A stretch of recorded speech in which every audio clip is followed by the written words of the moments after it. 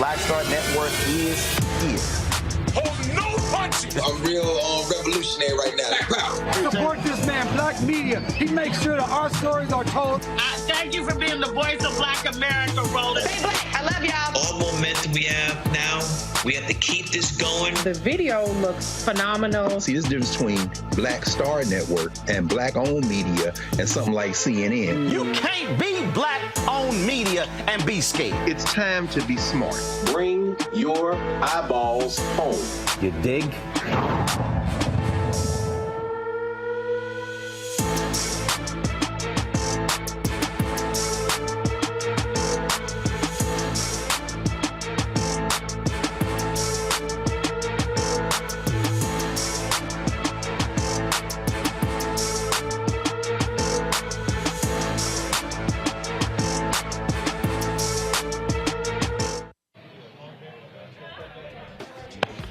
Today is Monday, December 11th, 2023, coming up on Roland Martin Unfiltered, streaming live on the Black Star Network. We are live at the Global Hope Forum here in Atlanta. Folks, we will hear from, as we're speaking, Bishop T.D. Jakes on the stage right now with Hope Bryant, founder of Operation Hope. We're going to hear from a variety of people, including Les Brown. We'll talk to the head of the United States Census, the head of the Small Business Administration, Mayor Andre Dickens. Lots of folks we'll hear from today. Also, we'll be talking with Lieutenant Governor of Michigan. Michigan will be the first state that will allow folks exiting prisons to be automatically registered to vote. In Alabama, cops get fired and suspended for killing a black man in front of his home. We'll give you those details. Also, 3 men involved in the Alabama Riverfront brawl have also pled guilty. We'll break all of this down for you. And also, you have, what's up to all the people trying to get the Harvard mayor, Harvard president, the first black female president, Claudine Gay, fired. We'll break down that as well. It's time to bring the funk. I'm Roland Martin Unfiltered on the Black Star Network. Let's go. He's got whatever the miss, he's on it. Whatever it is, he's got the scoop, the fact, the find. And when it breaks, he's right on time and it's rolling. Best believe he's knowing. Putting it down from sports to news to politics. With entertainment just for kicks, he's rolling. It's on go, y'all. It's Roland Martin, rolling with Roland now. He's funk, he's fresh, he's real, the best, you know he's Roland Martin now.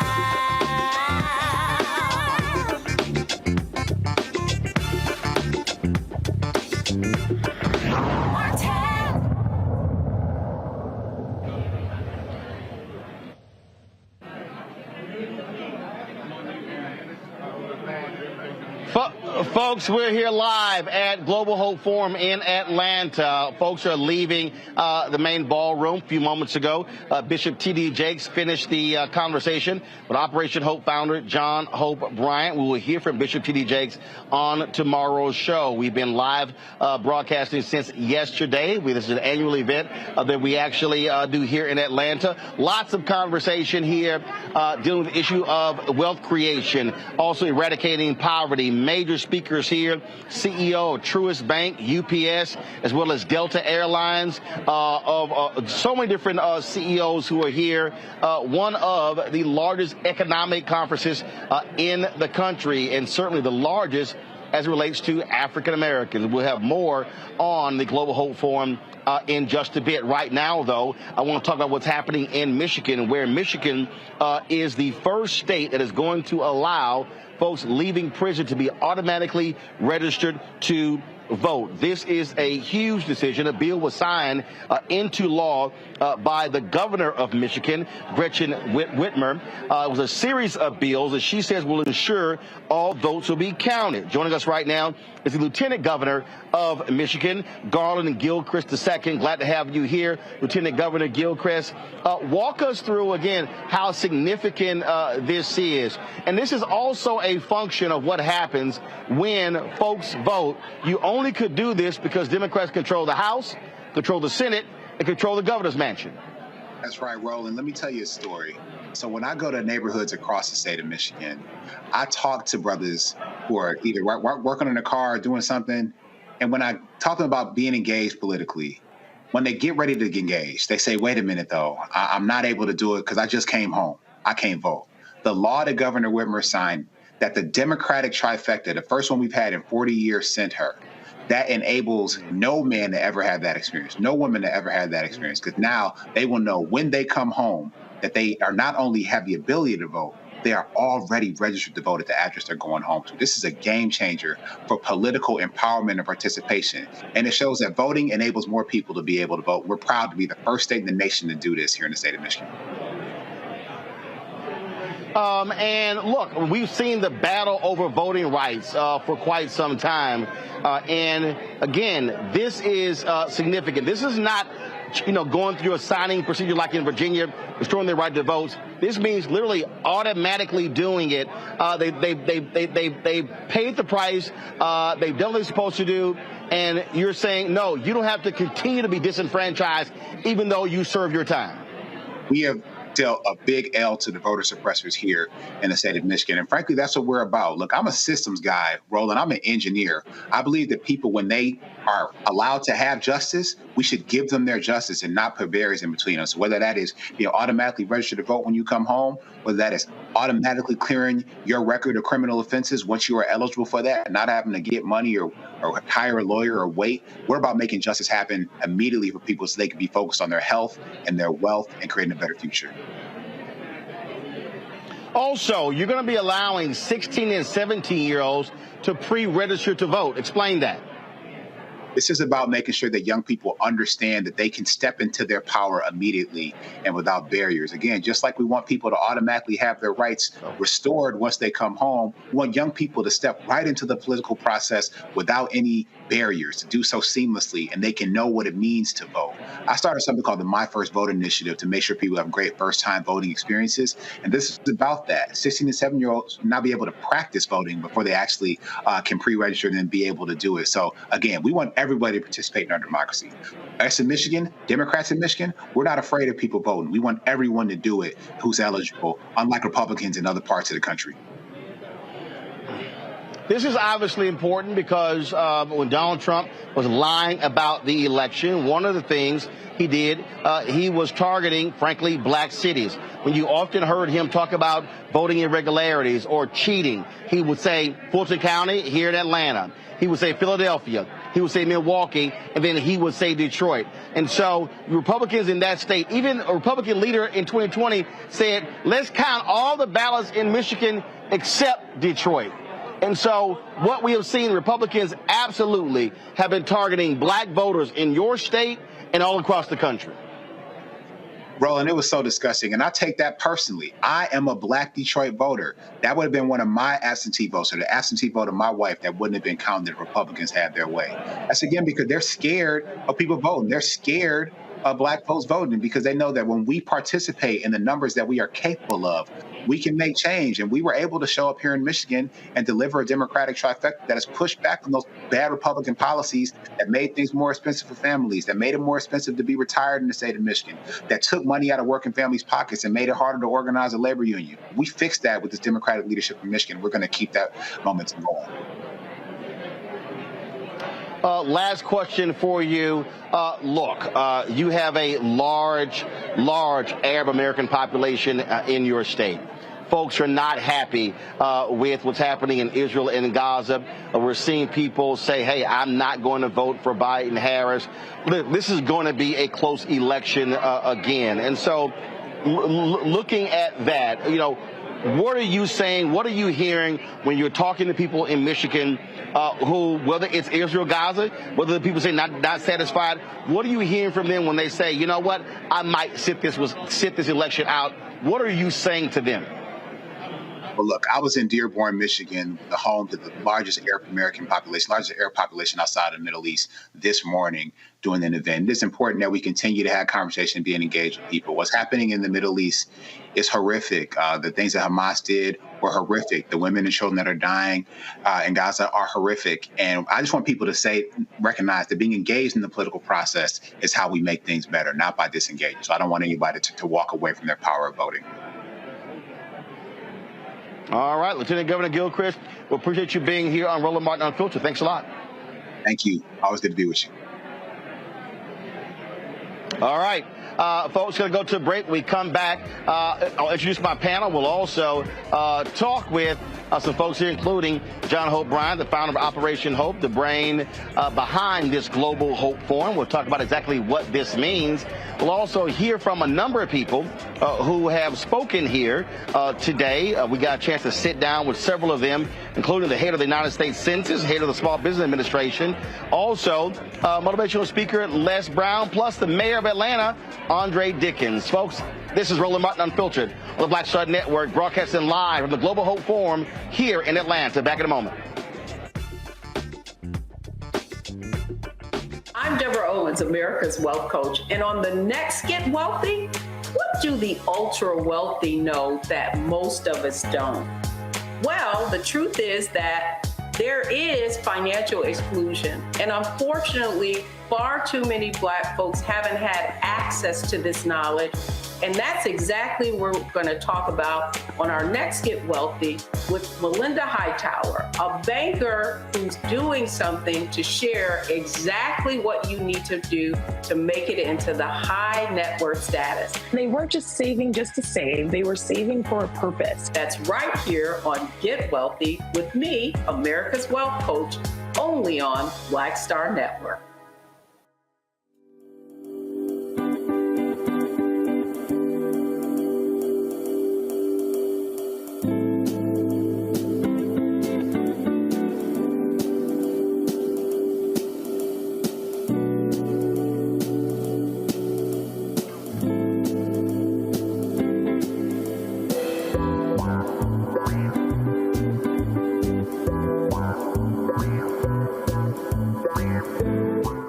Barnes, and on the next frequency, Professor Janelle Hobson joins us to talk about hip-hop and its intersection with feminism and racial equality, plus her enlightening work with Ms. Magazine and how the great Harriet Tubman connects with women in hip-hop. So it was not hard for me to go from Harriet Tubman to hip-hop, honestly, because it is a legacy of Black women's resistance and Black women supporting our communities. That's what Harriet Tubman did. That's on the frequency on the Black Star Network.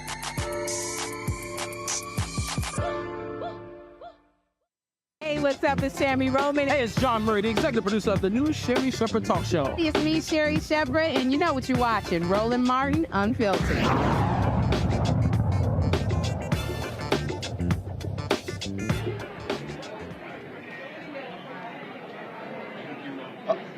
All right, folks, we're here at Global Hope Forum here in Atlanta.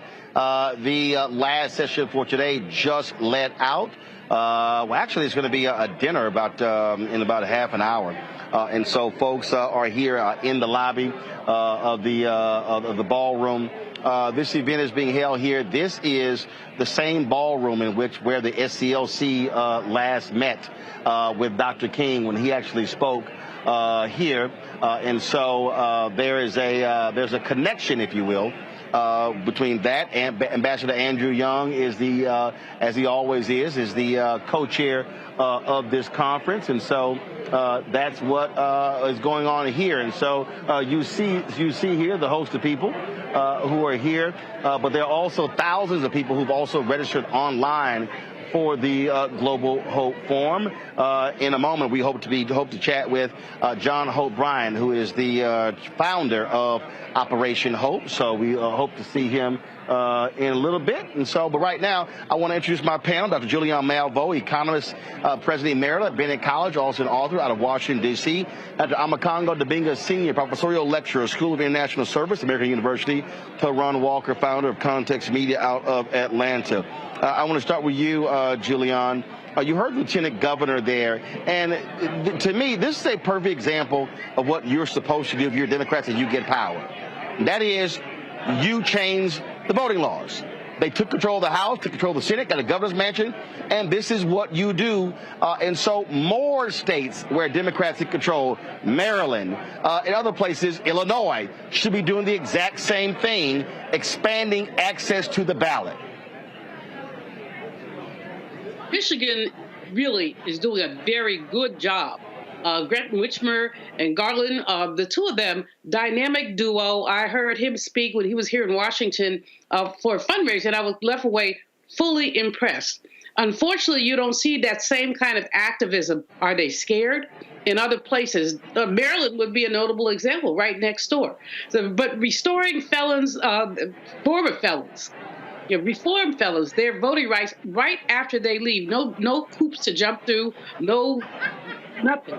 You're now a citizen. You paid your debt to society. Vote. And it's really important that you mentioned the Orange Man and his targeting of areas that are heavily Black, calling out Detroit by name, Atlanta by name, Philly by name. He's confirming everything we ever thought about him in terms of the ways that he believes or feels about Black people and Black voters. And from that perspective, we know that we must be vigilant to ensure that that man is not reelected. And what that means is that I am so angry. I woke up this morning livid that the president of Penn resigned over the interpretation of anti-Semitic comments. Intifada means resistance. Intifada means resistance. It doesn't mean kill all the Jews. But she was goaded out primarily because the college president's number one job, of course, is fundraising, and she lost a big donor.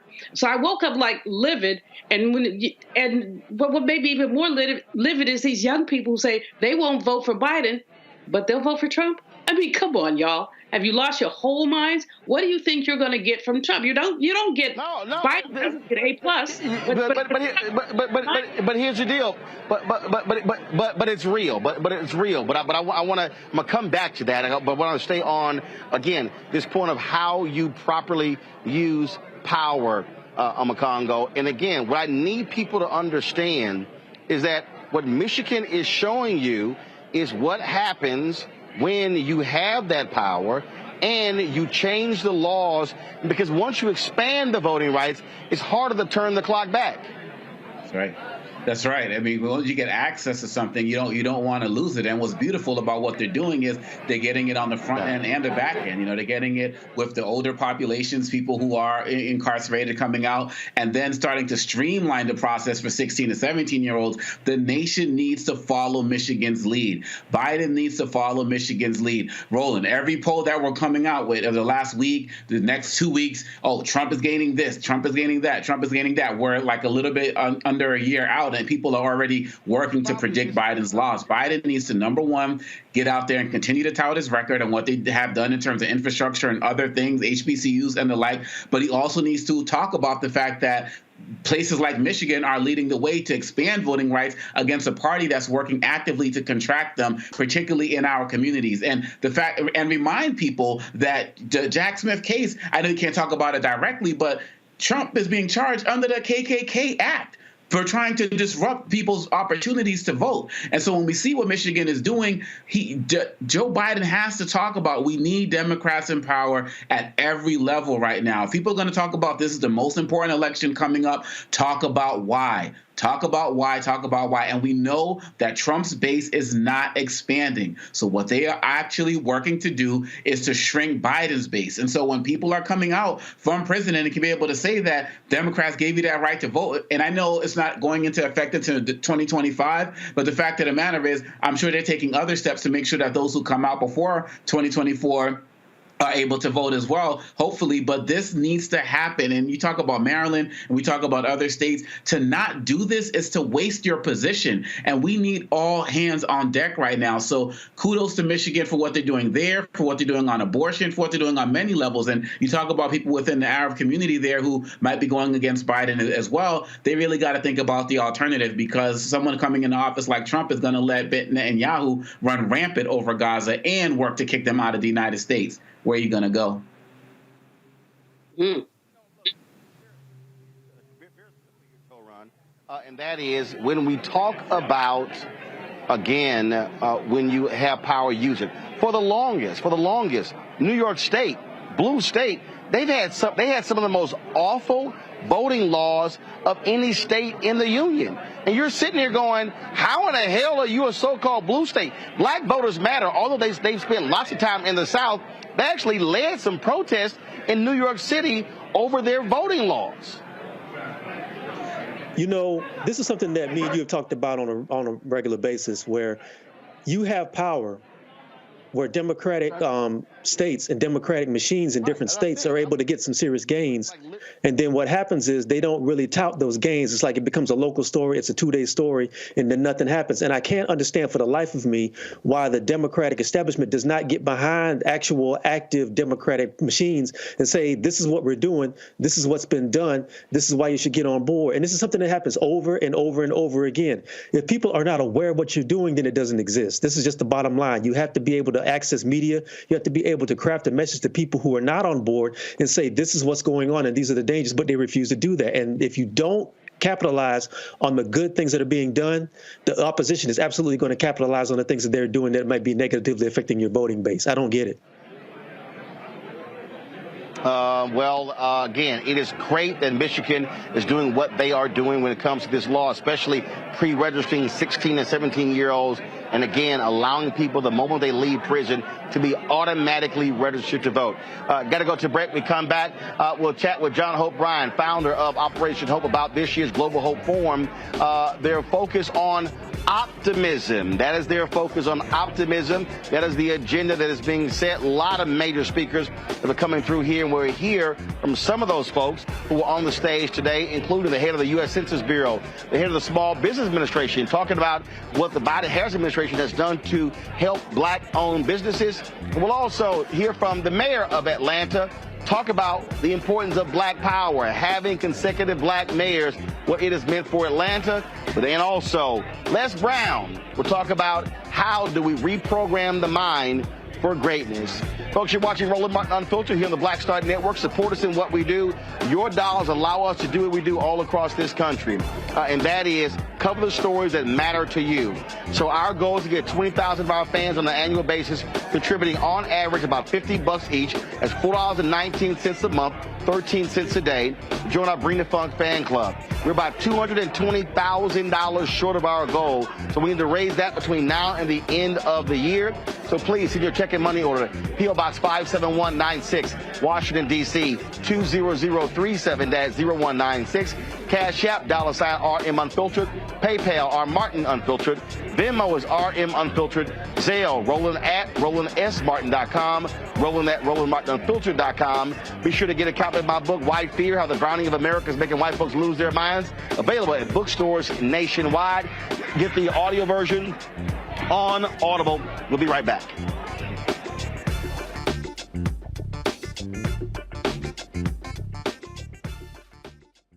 Next on The Black Table with me, Greg Carr, we featured the brand new work of Professor Angie Porter, which, simply put, is a revolutionary reframing of the African experience in this country. It's the one legal article everyone, and I mean everyone, should read.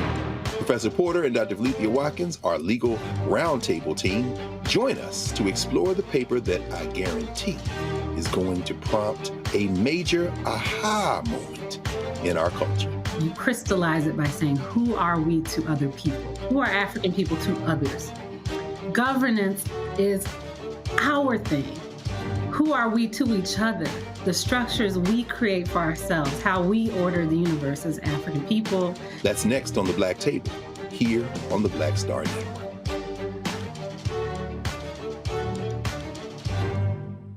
Grow your business or career with Grow with Google's wide range of online courses, digital training, and tools. Gain in-demand job skills with flexible online training programs designed to put you on the fast track to jobs in high-growth fields. No experience is necessary.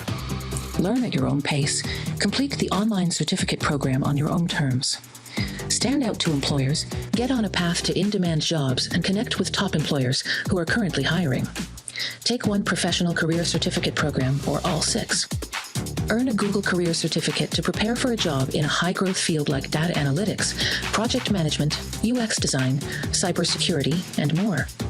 All professional career certificate programs must be completed by December 31st, 2024. Scan the QR code to complete the application. There are 1,000 scholarships available. Grow with Google and J. Hood and Associates. Be job ready and qualify for in-demand jobs. what's up? Geek to the place to be. Got kicked out your mama's university, creator and executive producer of Fat Tuesdays, an air hip-hop comedy. But right now, I'm rolling with Roland Martin, unfiltered, uncut, unplugged, and undamn believable. You hear me?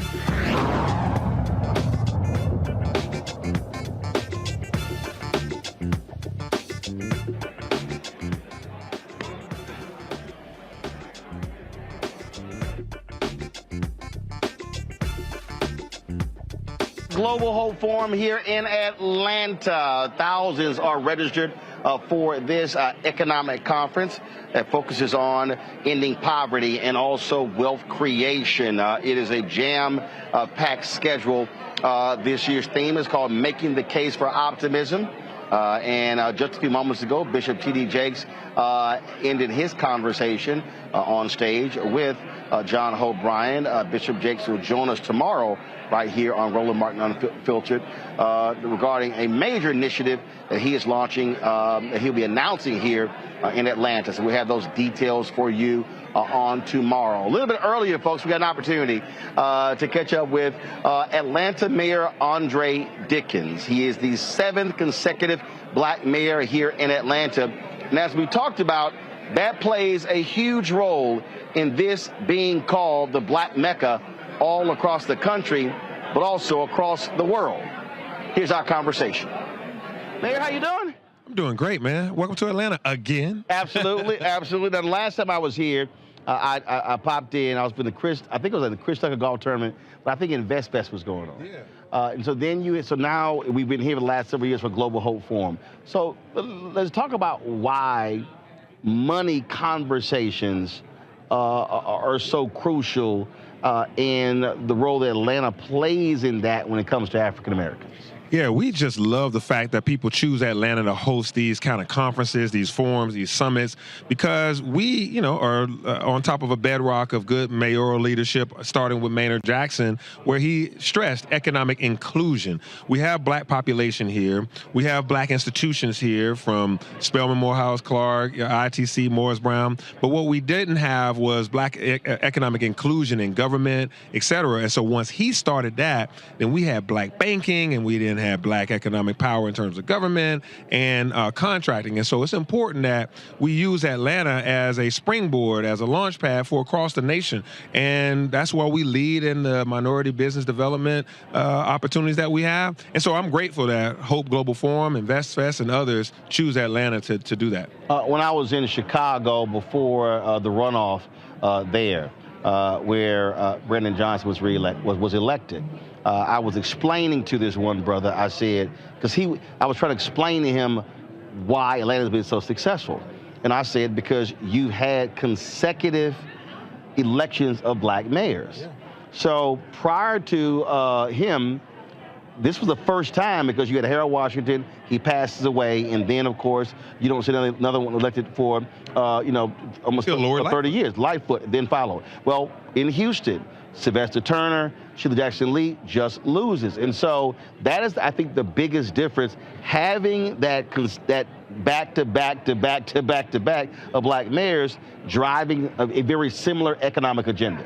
I believe you're right on that. Continuity has a great purpose. And so I'm the 7th black mayor in Atlanta. When I was born, there was a black mayor. His name was Maynard Jackson. And here I am living after that legacy. And so I look up to Sylvester Turner, and I wish that, in Houston, they would have this kind of lineage that we have. I wish that in Chicago they would. You think about New York, they're on their 2nd black mayor. Right. From Dinkins to Adams. And so this is something. There's a long gap between those two. Long gap. And so I think that when we look at it, Atlanta has to continue to lead from the front in that, but also bring some others along, which means that the bar gets higher and higher to prove that this is a formula for success, to make sure that they rise up the black economics and run the city well, so that we don't just use, our blackness as a crutch, but we actually improve the city each and every time we go into a new form of leadership. One of the things that I keep focusing on to do that is you got to have folk turn out who are voting. And we've seen some elections where, it's been woeful and awful. Here we are going to an election next year, and I'm constantly trying to make the point to our people that you can be frustrated, you can be angry, you can be upset, you can say enough hasn't been done, but the absolute dumbest thing to do is to sit on the couch, because that means you're giving somebody else the power and the authority to govern. Man, Roland, I've been watching you on social media and watching you here on Unfiltered. I'm telling you, man, and I'm telling your voters and telling your folks, you are absolutely right. The dumbest thing you can do is to not vote, to not show up. It's your free right. You get that. So make sure you use it. The second dumbest thing you can do is vote for Trump. So I'm going to say it. Others might not be able to say it. So you can't not vote, and you can't vote for Trump. And so when people, which doesn't mean that you don't push Biden-Harris. Oh, we got to push Biden-Harris to do their thing. You don't judge Biden-Harris against the Almighty, though, against God. You judge them up against the competition, which is Trump and whoever he, begs, borrows, or convinces to go as a running mate. Hell, he might even do it on his own. That's how how crazy he is. No vice president. So I think that you judge Biden-Harris up against the alternative, which is, a dictatorship, and one that benefited greatly from Obama administration providing this economic upturn, that then Trump just, utilized that as a springboard to give away the things that were necessary at the time during COVID. But it was because of the economic power and strength of good leadership that Obama provided. And so people take it for granted. And I mean, I watch you, I see you, and you're out there fighting the good fight, man, trying to tell people, look, vote. It's important. And people get frustrated because of one issue or that issue. We got to hold them accountable on those one or two issues. It may even be 3 issues. But do not think for a second that if you give this ball back to Trump, that he will be more emboldened, more empowered, right? And the people that are underneath him, his minions, will make us, be penalized for it. Well, I had a huge argument, and I've literally said you got to do hand-to-hand combat even on social media. Yeah. And I had a brother who was telling me that it was performative, these 50 black federal judges, and I said, do you understand the power of federal judges? I said, do you understand? I said, they can rule on any of these laws. Yeah. And so I think part of this is also, which I think the administration actually did a better job, they got to connect the dots to say, listen, judges are important, administrators are important, who controls the levers of power are important, because the things that you say you want can't get done if you're not in power. Right. If we care about our kids and our grandkids, we need to be thinking about judges, because they are lifetime appointees. And so what Biden-Harris did was really put in place a substantial number of African-American and, of course, the first black female to be appointed to the High Court or Supreme Court. To be able to do that, these are lifetime appointments. So when we love our families, we love our kids and our grandkids, it happens in the judicial system. And I'm applauding them for that. And we have to really, make our friends and our family members aware of what that means for them. You here in Georgia, and it was all this talk, black men were not going to vote for Stacey Abrams. When the data was then looked at, that was an absolute lie. Yeah. You're seeing these polling showing, 20% of black people for Trump. We saw what happened in the last election, and I'm seeing a lot of this conversation amongst these brothers. What I'm saying to them is, you can't only be saying, well, my pockets were full during Trump, without understanding how your pockets got full. That was a Democratic House that passed stimulus bills. Right. That was a Democratic House that passed the First Step Act. So this idea that Trump made all these things happen is crazy. But I keep saying, you might say, there's one thing I really like Trump, or I love the strength. I'm like, but it's a whole host of stuff over here that's going to be detrimental to you, your mama, and your daddy, and your brothers and sisters. And I'm like, but go ahead and F around. Y'all about to find out. Yeah. And I'm like, this thing is real. What they are planning to do, if he gets back in, right, and they control the House and the Senate, will be disastrous for our community. Absolutely. You can even just see how many copycats he's got. DeSantis is a carbon copy of the worst form of Donald Trump, and he's running against Donald Trump. And so you look at how many minions he's created across the country in those 4 years. Think about how empowered he would be in the Senate and in the House. And was it not for the Obama administration and that Democratic-led Congress, we wouldn't have been able to have the resources that we have now, or we had, to be able to, do all those incentives that we have. And let's not forget, these things like the reduction of insulin costs, that affects us. Yes. And Trump, a week ago or maybe 2 weeks ago, said that he was thinking about undoing some of the Medicaid expansion stuff that we have. Do you know how many people in Georgia, how many black people? Come on, how many black people need that Medicaid? And he would just take it away? So this is important stuff. And so, you know, you have to sometimes think about the absence of what you have. It can get worse. And so, you know, I talked to, Madam Vice President. Madam Vice President says, she's going to be on the campaign trail. She's going to make sure her voice is heard. We're going to be talking right to our communities. I talked to Mr. President. He said we're coming out hard to make sure that we get this vote back out. And so for us, we got to encourage people to stay in the game, keep their head in the game, and go out there and vote once again. And as I say, make demands, vote, but don't leave when the election is over. Then you got to press to make sure the things that you demanded actually happen. That's right. That's how it works. Hey, y'all do it to me every day up here in the city of Atlanta. I can't go to the grocery store without, hey, I hear it. That's how it is, though. Yep. In the mayoral seat, you talk to people. Are you over here just waiting to, talking, hanging out with your friends at a restaurant? Folks gonna say, "Hey, Mayor, I like what you're doing, but can I get a?" Let me holler at you. Let me holler at you. Man, I appreciate it. Always good to see you. Always good to see you. All right, too. and again, and the Scott Bolden who's watching, I told you, Scott, every now and then I'll allow Kappas on my show. Scott says I have too many alphas on. I said, well, we run a lot of stuff. My bad. Oh, man, that sounds like a sneaky way of saying whatever you said to say congratulations to the News for being on your show. No, I'm just saying. I just sort of point that thing out. I love everybody, man. I appreciate it. All right, man.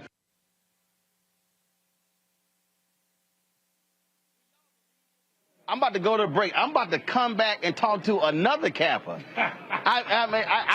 You know what? I think this is a Lord have mercy week for me to have back-to-back Kappas on my show. That ain't never happened. Only in the name of Jesus. All right, y'all. We'll be back. Roland Martin Unfiltered on the Black Star Network, broadcasting live from Global Hope Forum here in Atlanta. Back in a moment. Hatred on the streets, a horrific scene, a white nationalist rally that descended into deadly violence. White people are losing their damn minds. As an angry pro-Trump mob storms the U.S. Capitol, we're about to see the rise of what I call white minority resistance.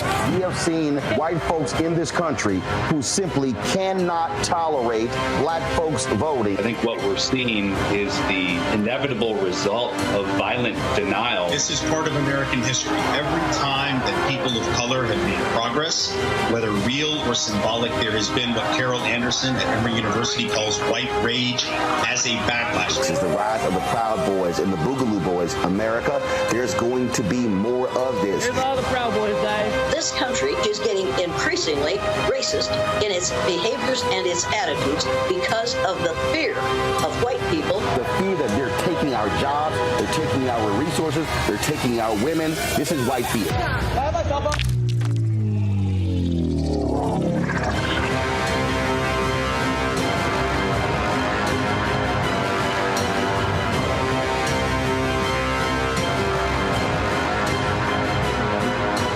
Hi, I'm Dr. Jackie Hood Martin, and I have a question for you. Ever feel as if your life is teetering and the weight and pressure of the world is consistently on your shoulders? Well, let me tell you, living a balanced life isn't easy. Join me each Tuesday on Black Star Network for a Balanced Life with Dr. Jackie. We'll laugh together, cry together, pull ourselves together, and cheer each other on. So join me for new shows each Tuesday on Black Star Network, A Balanced Life with Dr. Jackie.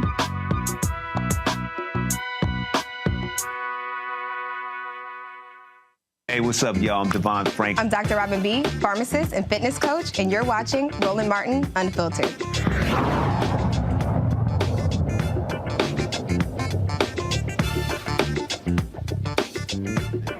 All right, come back from break. Bring it up.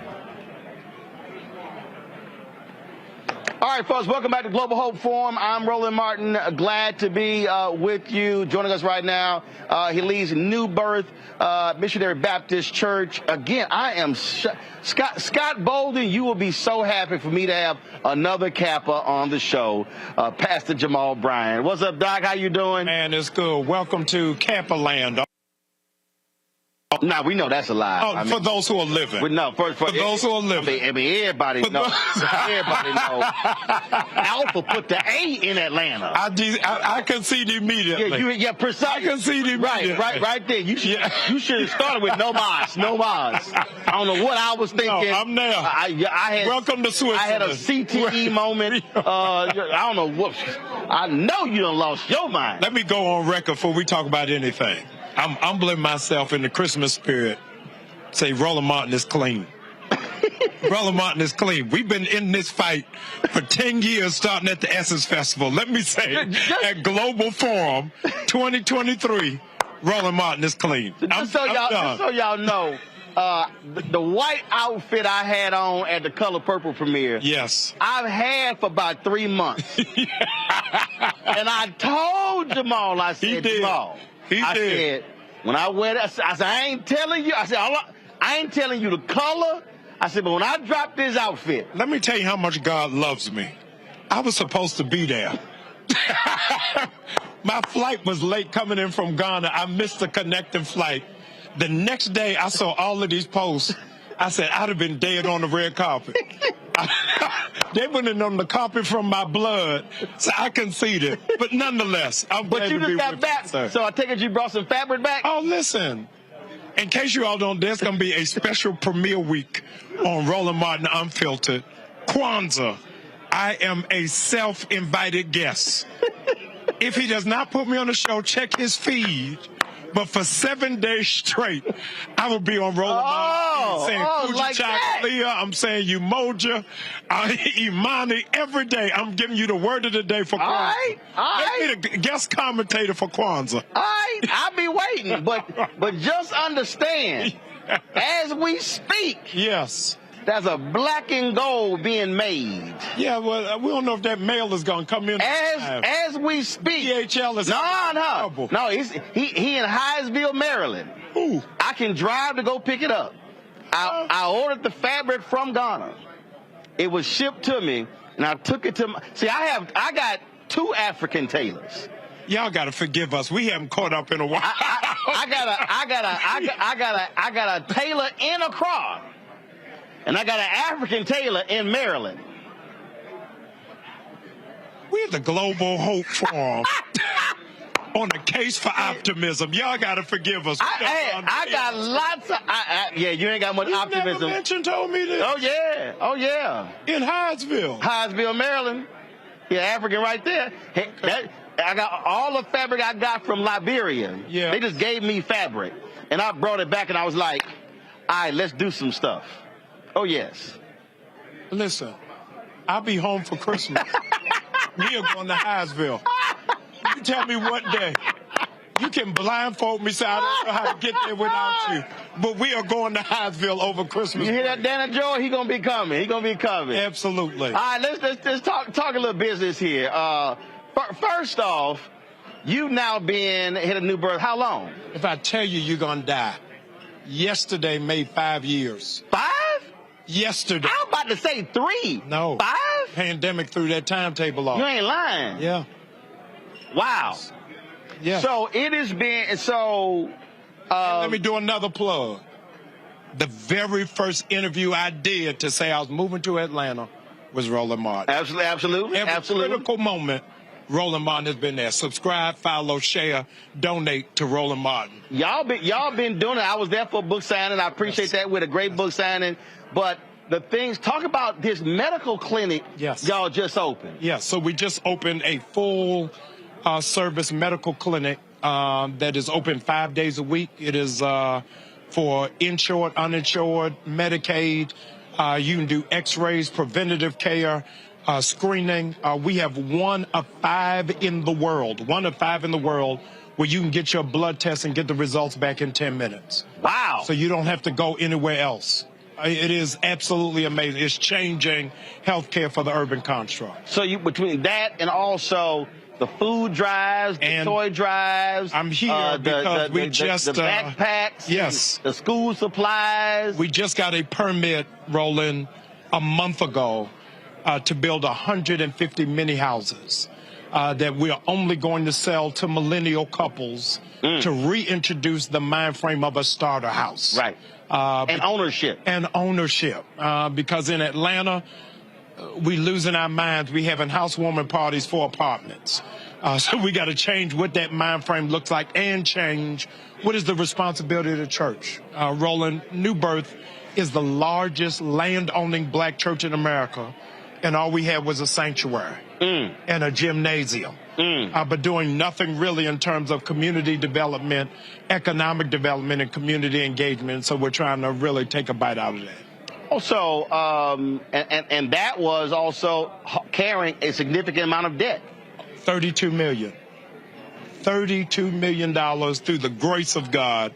We're now down to 13. So we're trying to pay it off in the next 3 to 4 years. Do you believe that, you said 5 years. Yes. But I really believe, and I've said this in many places, I've said it in many places, and you and I even talked about it, that the pandemic, if there was a silver lining in the pandemic, yes, it actually forced black churches to have to catch up. Because I think you said normally they're 15 years behind. That's right.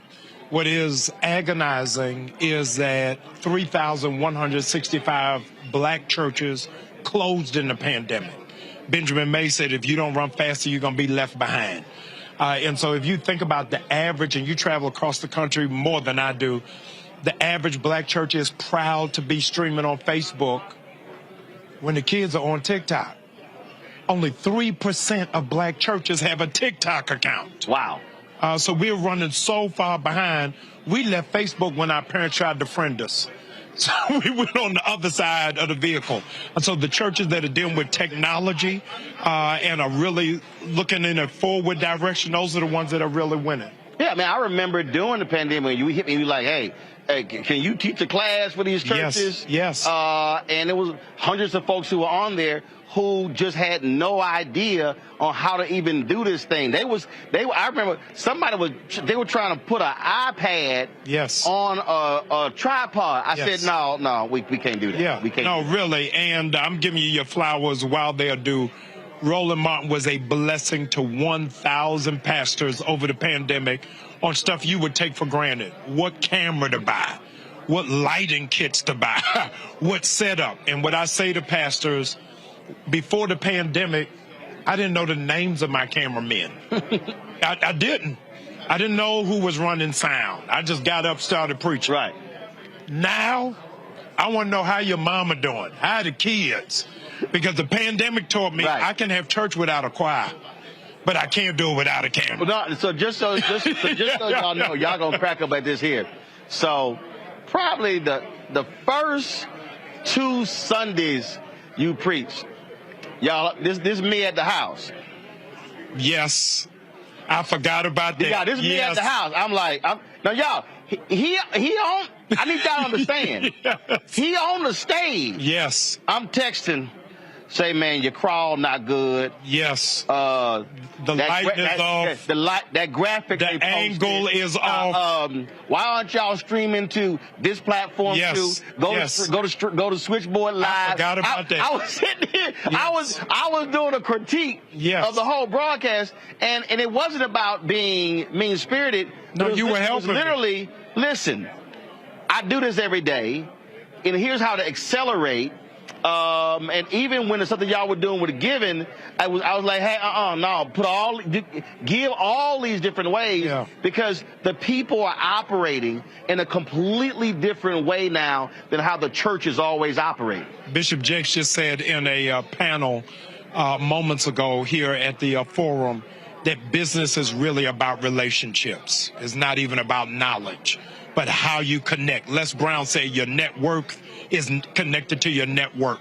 And so you saved me a lot of money and a lot of months of agony in a place where I didn't know anybody.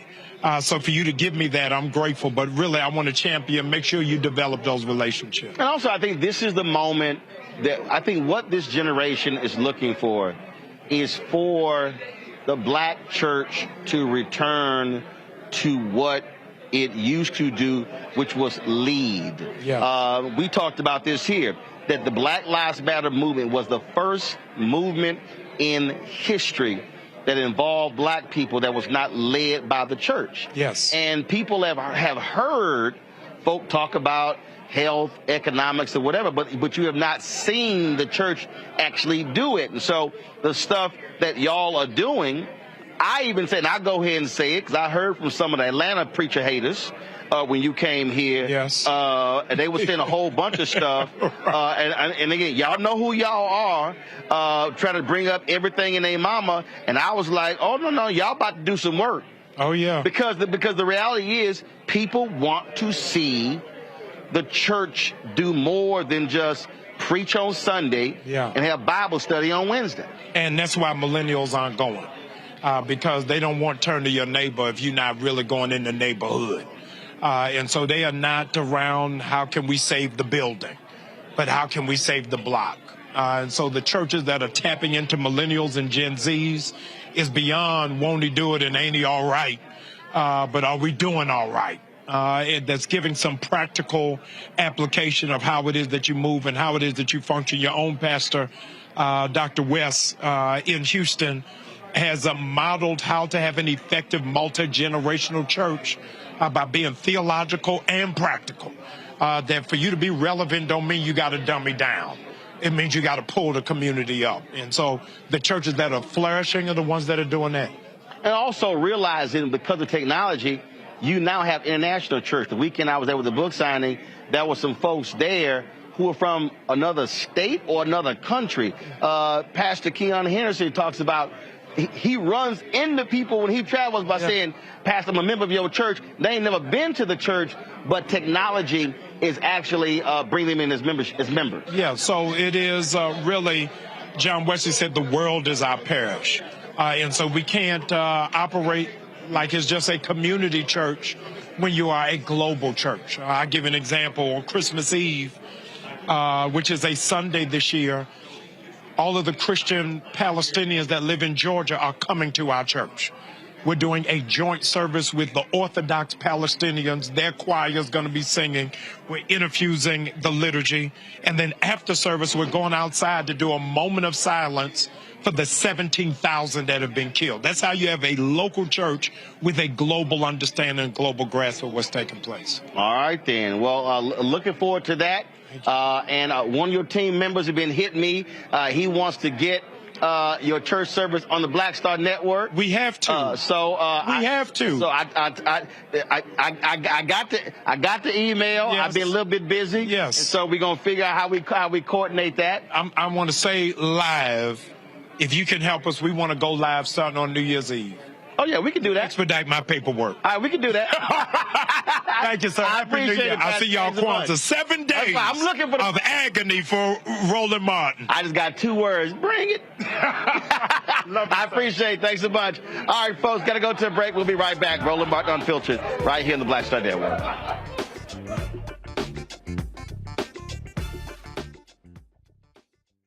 Blackness and what happens in black culture. We're about covering these things that matter to us, speaking to our issues and concerns. This is a genuine people-powered movement. There's a lot of stuff that we're not getting. You get it, and you spread the word. We wish to plead our own cause. Too long have others spoken for us. We cannot tell our own story if we can't pay for it. This is about covering us. Invest in black-owned media. Your dollars matter. We don't have to keep asking them to cover our stuff. So please support us in what we do, folks. We want to hit 2,000 people, $50 this month, raise $100,000. We're behind 100,000, so we want to hit that. Y'all money makes this possible. Checks and money orders go to P.O. Box 57196, Washington, D.C. 20037-0196. The Cash App is $RM Unfiltered. PayPal is R Martin Unfiltered. Venmo is RM Unfiltered. Zelle is Roland at RolandSMartin.com.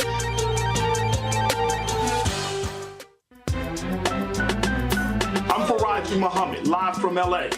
And this is The Culture. The Culture is a two-way conversation. You and me. We talk about the stories, politics, the good, the bad, and the downright ugly. So join our community every day at 3 p.m. Eastern and let your voice be heard. Hey, We're all in this together. So let's talk about it and see what kind of trouble we can get into. It's The Culture, weekdays at 3, only on the Black Star Network.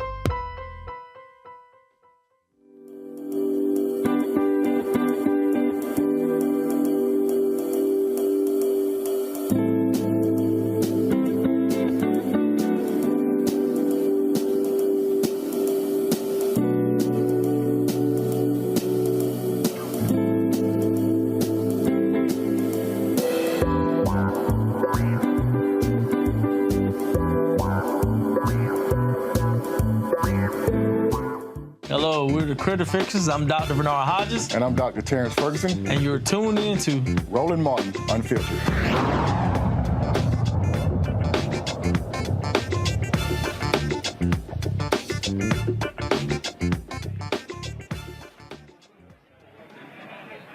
Folks, let's go to Alabama, where a mayor there has fired 3 officers and suspended another involved in the shooting death of a black man. Decatur Mayor Tab Bowling did not release the names of the officers, but said they will have the option to appeal his decision of termination. If the officers decide to appeal, their names, charges, and other details will become public as part of a potential personnel board appeals hearing.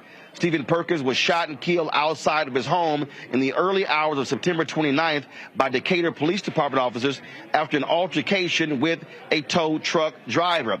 This is an absolutely strange story, Amakongo, because in essence, these police officers were in cahoots with this tow truck driver, where they basically set a trap for this brother.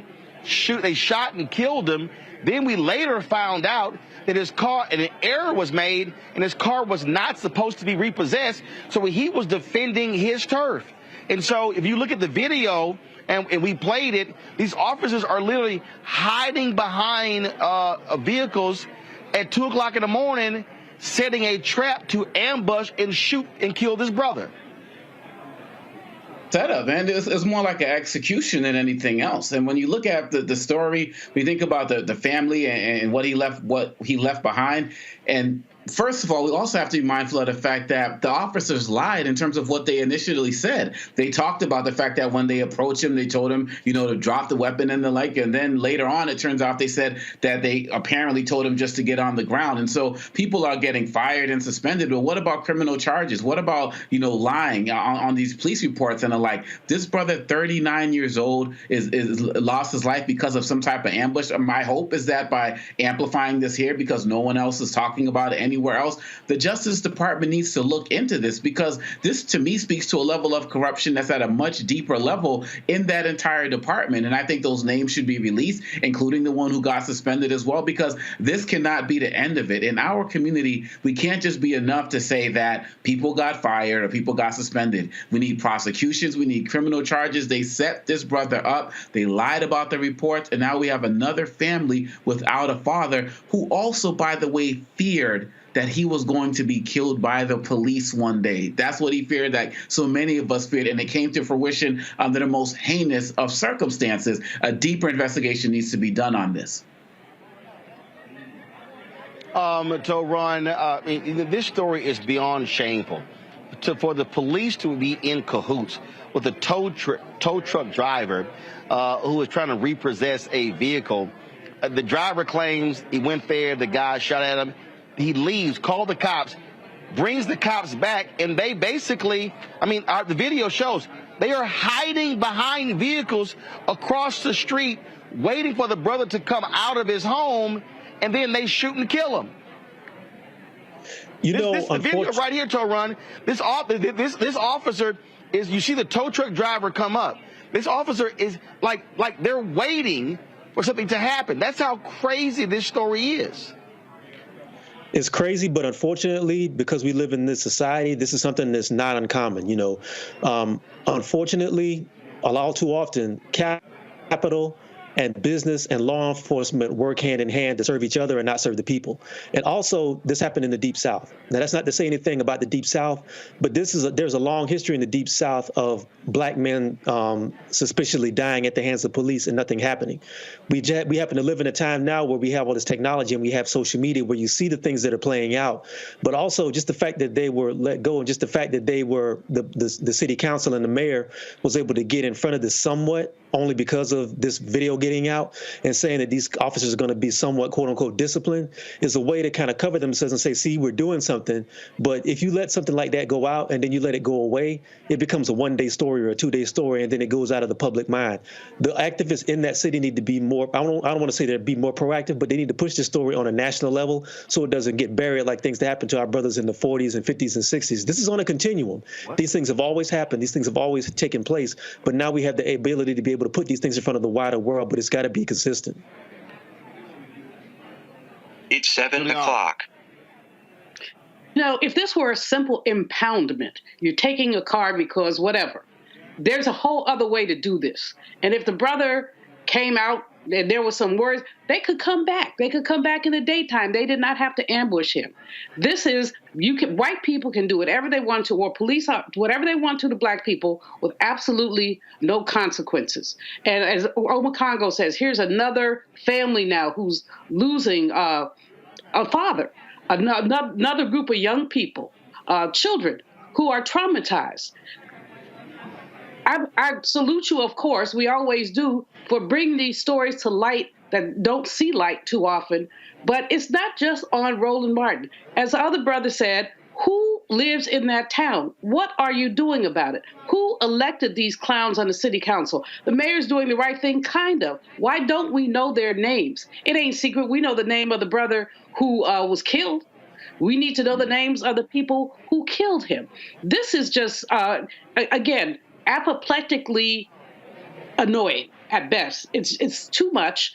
And it happens, it's like the chink, chink, chink of the water coming out every single day or every single week. Roland, somebody has to take responsibility. You're right, DOJ has to be investigating this. But even more than this, all those police officers need to be tried for murder.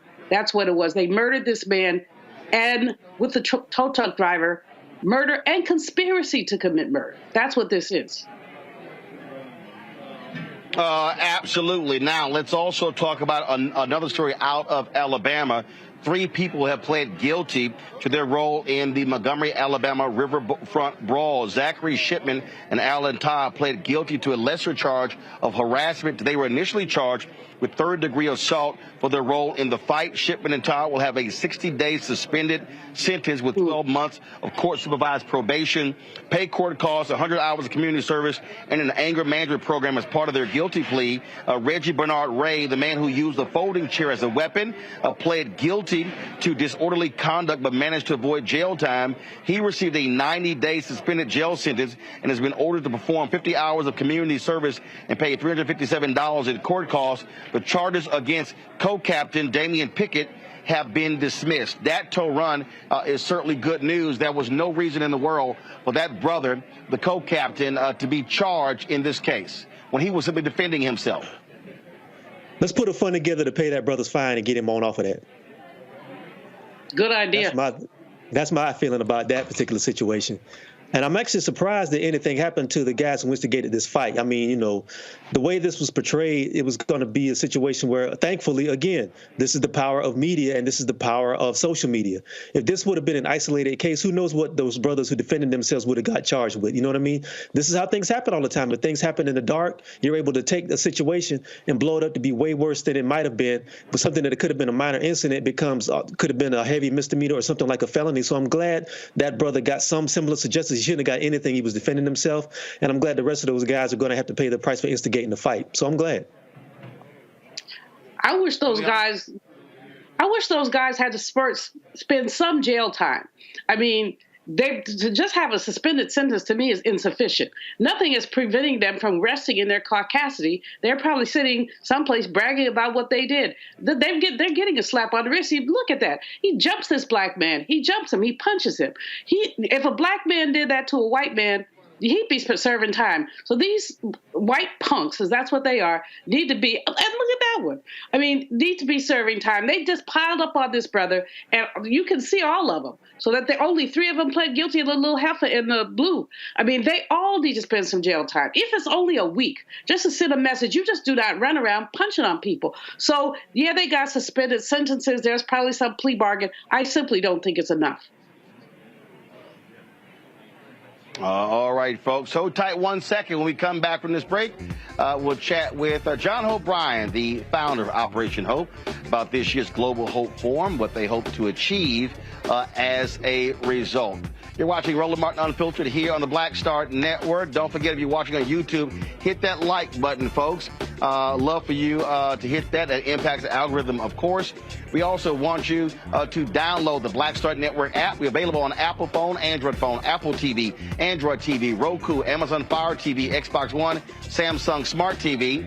You can also, of course, watch us on Amazon News. Go to the Amazon Fire platform. Tell Alexa, play news from the Black Star Network. Also, check out 24-hour, 7-day-a-week streaming channel on Plex TV, Amazon Freevee, Amazon Prime Video. And, of course, you can support the Black Star Network by joining our Bring the Funk fan club. Your dollars make it possible for us to do what we do, cover the stories that matter to you. So you're checking money, go to the P.O. Box 57196, Washington, D.C., 20037-0196. Cash App, $RM Unfiltered. PayPal, R Martin Unfiltered. Venmo is RM Unfiltered. Zelle, Roland at RolandSMartin.com, Roland at RolandMartinUnfiltered.com. And be sure to get a copy of my book, White Fear, How the Browning of America is Making White Folks Lose Their Minds. Available at bookstores nationwide. Download the audio version. I read it right there on Audible. We'll be right back.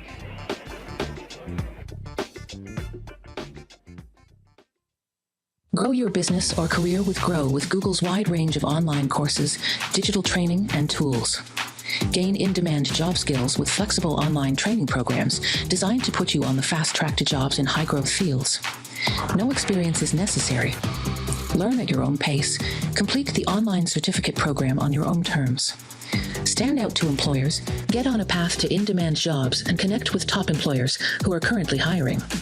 Take one professional career certificate program or all 6.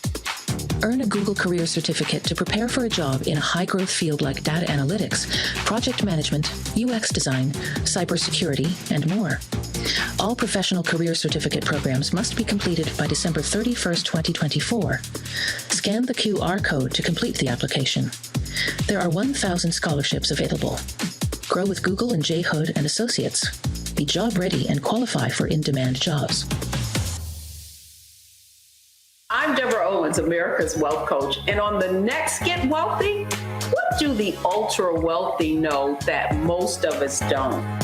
Well, the truth is that there is financial exclusion, and unfortunately, far too many Black folks haven't had access to this knowledge, and that's exactly what we're going to talk about on our next Get Wealthy with Melinda Hightower, a banker who's doing something to share exactly what you need to do to make it into the high net worth status. They weren't just saving just to save, they were saving for a purpose. That's right here on Get Wealthy with me, America's Wealth Coach, only on Black Star Network. Hey, what's up, y'all? I'm Devon Franklin. It is always a pleasure to be in the house. You are watching Roland Martin Unfiltered. Stay right here.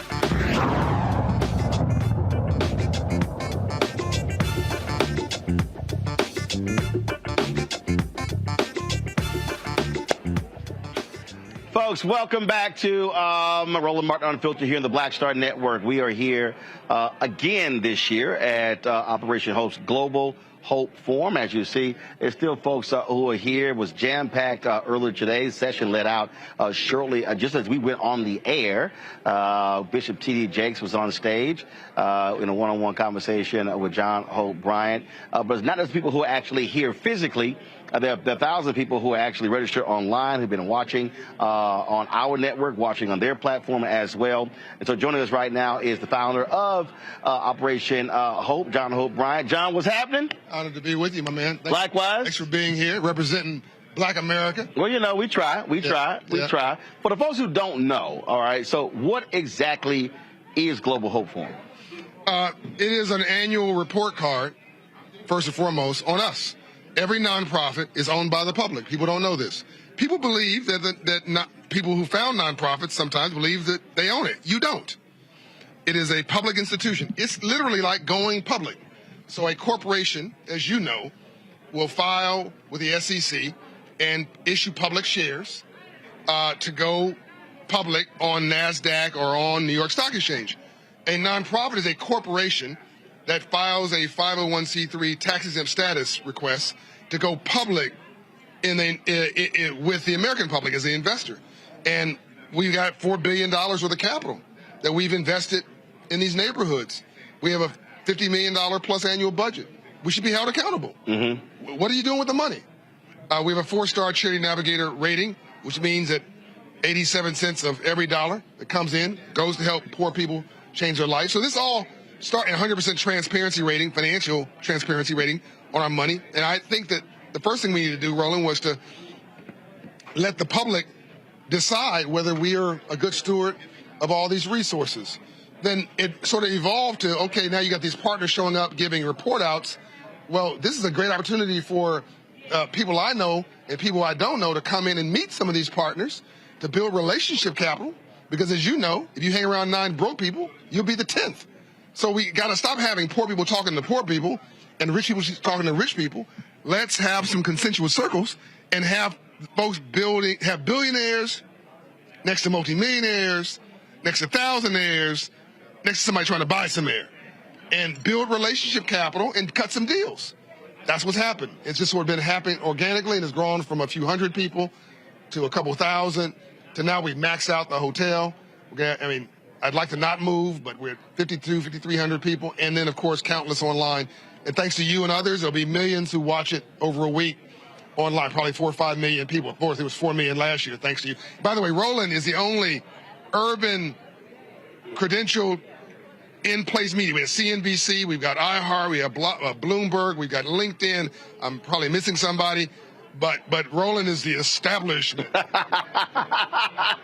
But guys told me, so one lady, she came over here joking, she said, I wanted this space, but everybody's like, no, you can't have that space. Right. They like, no, that's Roland's space. Right. She said she came over, she's like, so I need to see who this Roland dude is. So everybody told me I couldn't have that space. Right.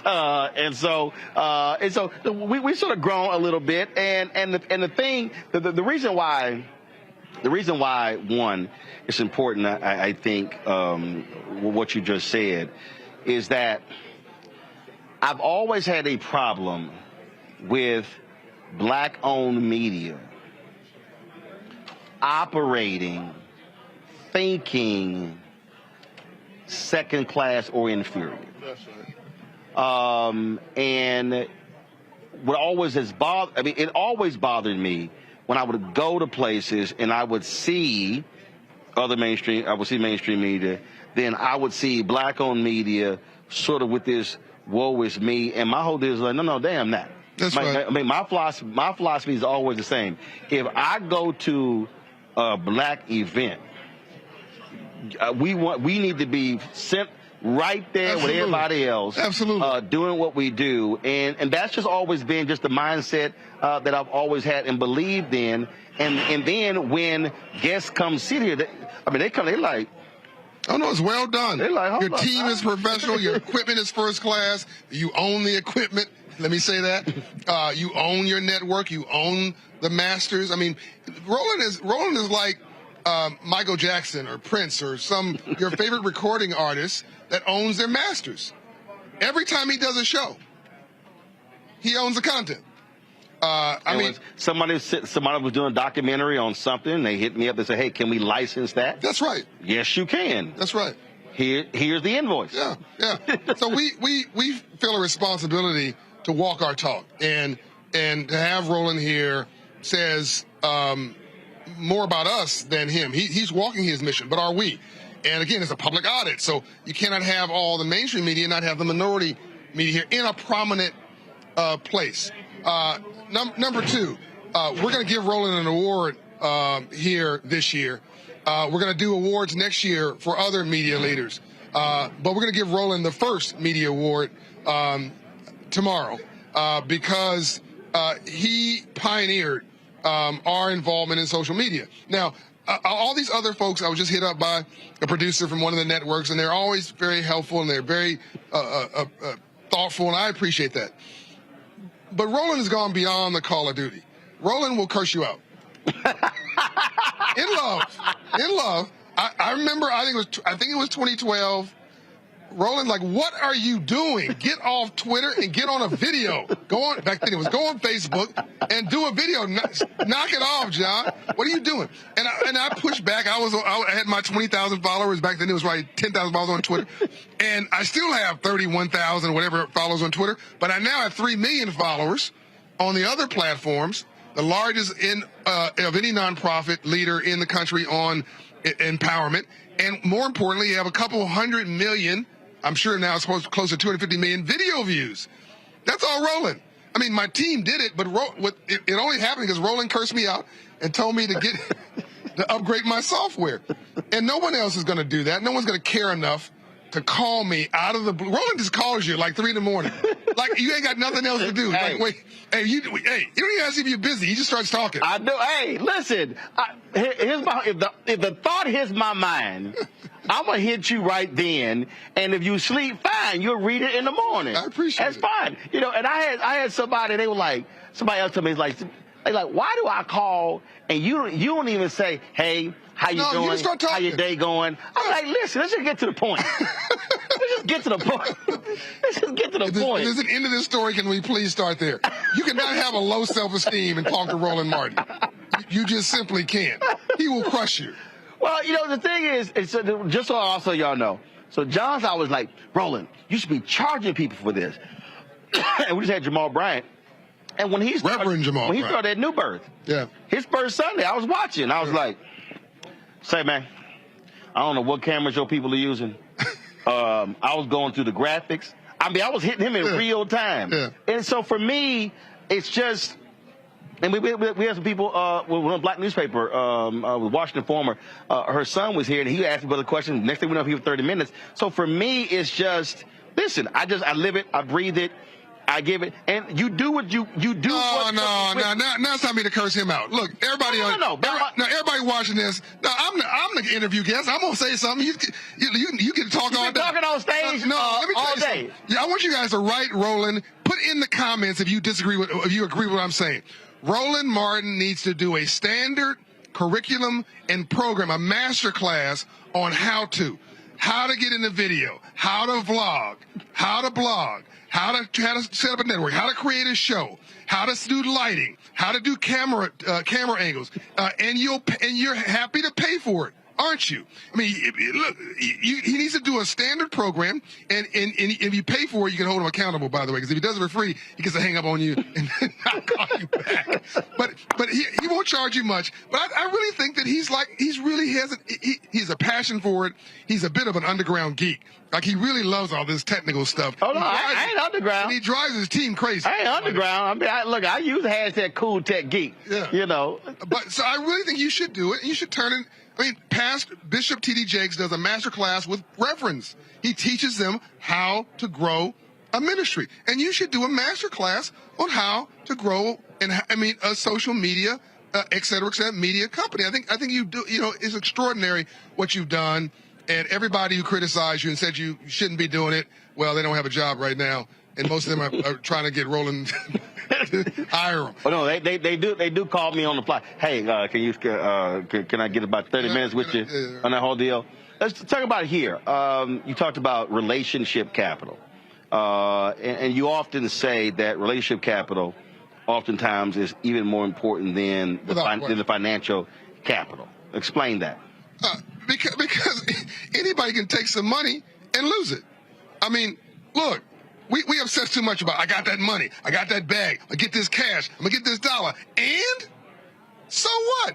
Velocity, money has velocity. And if you're stupid, money has a whole lot of velocity. And it'll go right out of your hands and right out of your pockets into somebody else. And by the way, people say, oh, I want to get rich. Rich don't mean nothing. Rich means you had a good contract. Rich means that you got we've seen the $100 million NBA contract, and he's working at Starbucks in 5 years because he was financially illiterate.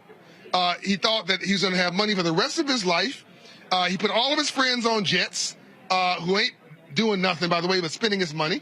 And the money left him, and his friends left him too. You build wealth in your sleep. You make money during the day, you build wealth in your sleep. It's called compounding. But relationship capital is different. Because when you have relationship capital, if you hang around 9 broke people, you hear me keep saying this, you'll end up, if you 9 broke people, you'll be the 10th. If you hang around 9 wealthy people, you don't have to be brilliant. You'll end up being the 10th. They'll take you with them. Roland, what is a country club membership? It's a relationship capital circle. What is a sorority or a fraternity? What is being a member of the Lynx? What is being a member of the Harvard Club or whatever it is? It's an opportunity to coalesce people with similar values, get to know them, and hopefully you also end up doing something meaningful together. They call you. You now have rapport. We over-index in our community transactions, short-termism, money, getting paid. These things will go, they're commodities, and they'll go like this. And they do go like this. 70% of all those who win the lottery, bankrupt in 5 years. 70% of those in the NFL, bankrupt in 5 years. 70% of those, this number is crazy, of those in the NBA, bankrupt after retirement, 5 years. Don't trust me, look at the numbers. It's actually worse than what I'm saying. I'm actually being kind. Because we overemphasize things that are not important. And we don't pay any attention to things that are absolutely transformational. I tell people here, don't come here, don't ask anybody for it. Don't beg. Don't get to know somebody. Right. Stop jamming your business card down somebody's throat. Stop thinking about what you have to get and figure out what you have to give. Get to know somebody. Meet him as a human being. Send him a note a note after this is over. Hey, nice to meet you. Build some warmth. Treat him as you'd want to be treated. Right. Then over time they'll say to you, because these are type A personalities. They're wired this way. They can't help it. At some point they'll say, so what are you doing? Right. What can I, and at some point, give a chance. At some point, it may take 6 years. It'll probably take more than 6 months. What can I do to help you? I had probably, we were 18 months in. And it was tight. Yeah. It was very tight. Yeah. We started this one advertiser, $250,000. That helped us launch, and it got us through the first 3.5, 4 months. And I remember someone I know, this person said, why don't you call Tyler? Why don't you call Robert Smith? And I said, no. And the person goes, I don't understand. I said, that's a small ask. And this person could not understand why I would not reach out to African Americans I know with means. First of all, everybody else is wearing them out. Let's start there. I mean, I asked Quincy Jones, he was exhausted. Why don't you just cut off the public? He said, John, and just do with your friends. He said, it's my friends wearing me out. Everybody's calling Tyler. Everybody's calling Oprah. Everybody's calling T.D. Jakes. Right. People call. I just wait for it, Roland. Hey, John. Right. So, can you hit up? Yep. And by the way, the minute you do that, I've just put you in another category. You don't know it. Yep. I've just discounted you. Yep. And for the rest of your life, you're in a whole other category. You're just a taker. Yeah. People want to help, but they also want to feel like a human being. But see, for me, the help, I was trying to explain to this person, the help for me was the information that we shared. That's right. That for me was more, and this person could not just understand. I said, no, I'm going to figure out how to deal with this financial situation. That's right, which is short term. Precisely. My focus, and I literally said, no, I'm trying to build a long-term relationship. And the person... Win-win. Win-win relationship. I mentioned the issue that I was going through. Yeah. But in that person's mind, I also wanted them to understand, I'm not asking you. That's right. And so what I've said to people, somebody remembers that 5, 10 years down the road. And that's how you change the dynamics when you talk about relationship building. Yeah. What we have got to do in black community is change. We got to change everything. Our mindset is stop begging, step over mess, not in it. But what we need now is the James Brown version of affirmative action. Open the door, I'll get it myself. Have some dignity, some real inner pride. I don't mean the pride I don't mean this kind of boastful. I mean just excellence. Believe in yourself and believe that if you do the right thing and you keep delivering, somebody's going to show up there and see and find value in it. That's been my experience. And I have lost money on deals, keeping my word to my investors, keeping my word to my partners. And every time I did that, in the short term, they didn't hook me up in the short term, and I didn't ask for it. But once they saw me execute, saw me deliver, every time they came back and asked me and offered me at least, Roland, 10 times more than what I would have asked them for. At least 10 times more. And it went on forever.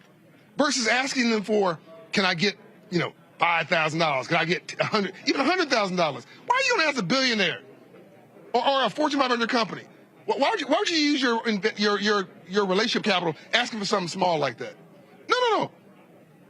Build a true relationship or true, genuine friendship, and then do a big deal. Or, and I spoke at North Carolina A&T a couple of weeks ago, but I also said, you may never do a deal with that person. Right. And that's fine. And that's fine. You have a great friendship, by the way. And I think that's because I think a lot of times that's why I actually don't use the word networking. I hate the word networking. Because, it's a thinking word. Right. And so for me, I said build relationships. I said when I was a college student at Texas A&M, when we go to the National Association of Black Journalists Convention, my fellow students like, why are you not sitting with us? I'm like, hell, I know y'all. I said, why am I gonna come here? Be uncomfortable and sit with y'all. Go meet somebody you don't know. I know y'all at school. I'm gonna go sit with people I don't even know. And if I sit at the table of 10 people and it's not, I'm gonna get to know the other 9. Look, if you walk through these halls, there are billionaires, multi-millionaires, Fortune 500 CEOs, heads of foundations walking the halls. The last thing they want to hear is a pitch. They don't want to hear a pitch. They don't want your business card. And you can even tell when you introduce, they're kind of like I ain't pitch you. Yeah. Disappoint them on their low expectation. Okay. Impress them on your excellence and know something about their business. Know something about their life. How's your family doing? It's called use Google. Thank you. Be interested in them as a human being. And then once you're talking to them, say, I know you're busy. I just want you to know my name. I'll send you another note. I thank you for the few minutes. Don't upset. Right. 2, 3, 10 minutes and let them go. They're busy. And they will remember that. Yeah, and they will appreciate it. I remember those who bug me. In the positive way. By the way, no. I remember those who bug me in the negative way.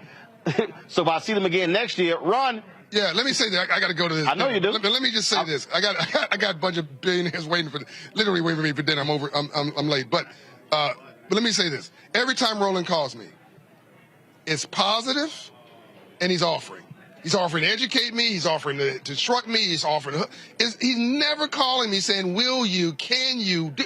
Roland Martin, Charlemagne, Bishop T.D. Jakes.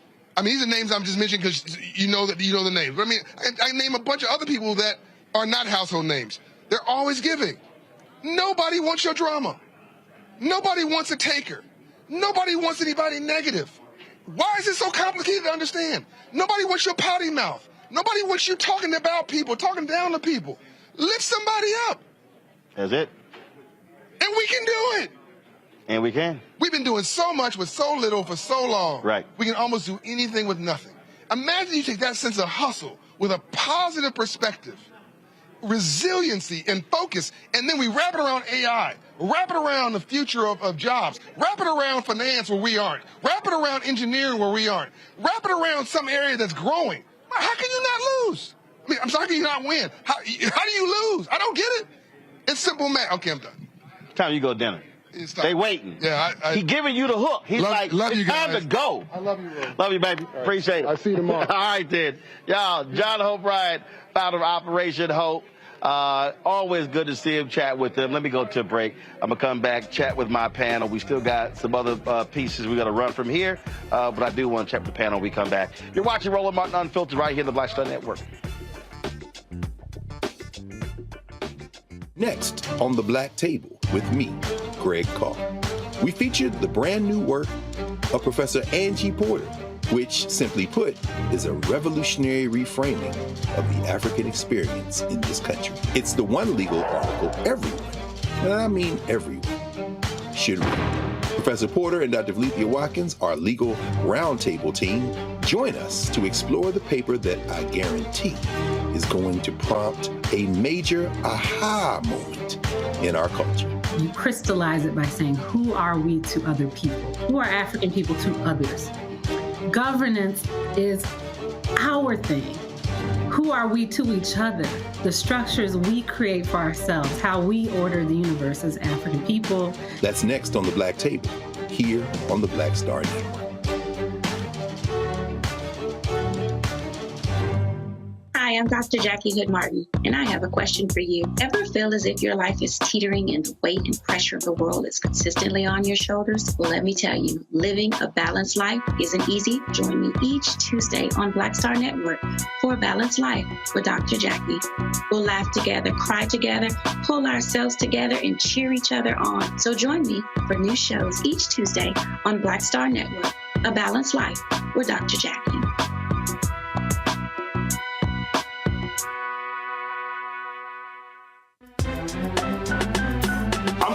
Muhammad, live from LA.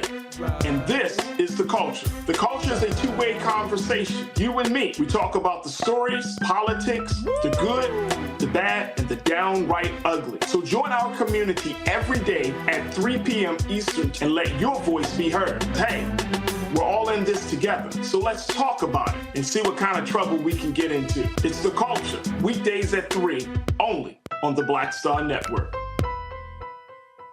Bruce Smith, creator and executive producer of The Proud Family, Louder and Prouder, and you're watching Roland Martin Unfiltered.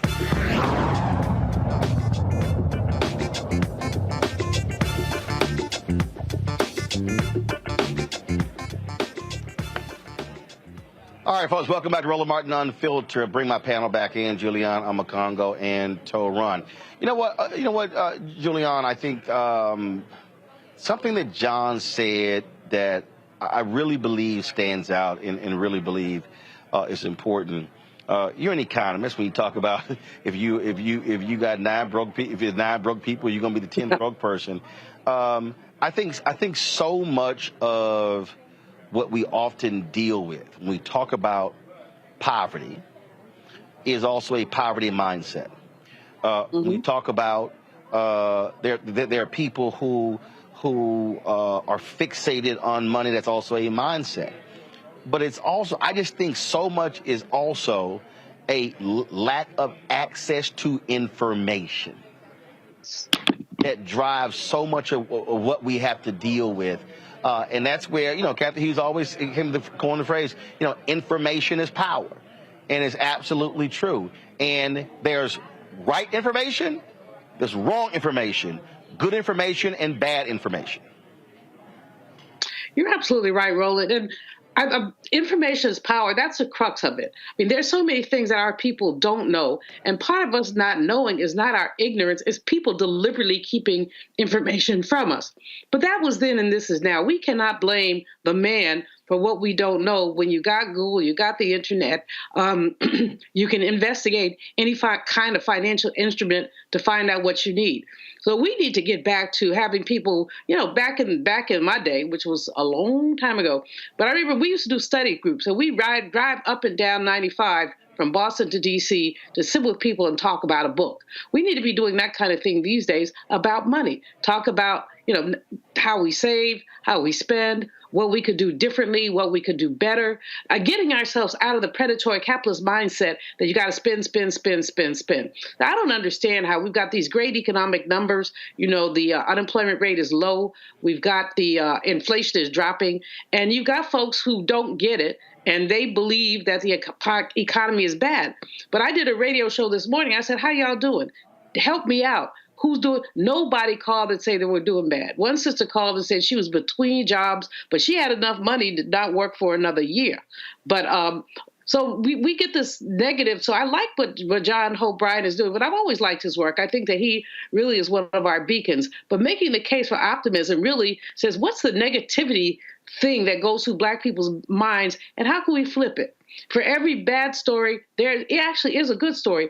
Even we talk about some of the horrible stuff that I'm researching around lynching. I mean, there are victories that come out of this. There are not a lot of victories, but there are victories. And so we have to lift up the victories. And Betty Shabazz used to always say, find the good and praise it. And that's what we have to do, is look at what the good is. And when we do that, I think we're able to have better relationships, better conversations, do better sharing. I enjoyed your interview with John. It was a very, very good interview, and he basically shared, kind of why he's done. And I remember when he had a tiny little organization. Now look at it. He's really doing great, and he's to be congratulated for the work that he's doing, but also for the positivity that he embodies when he talks and when he's around people.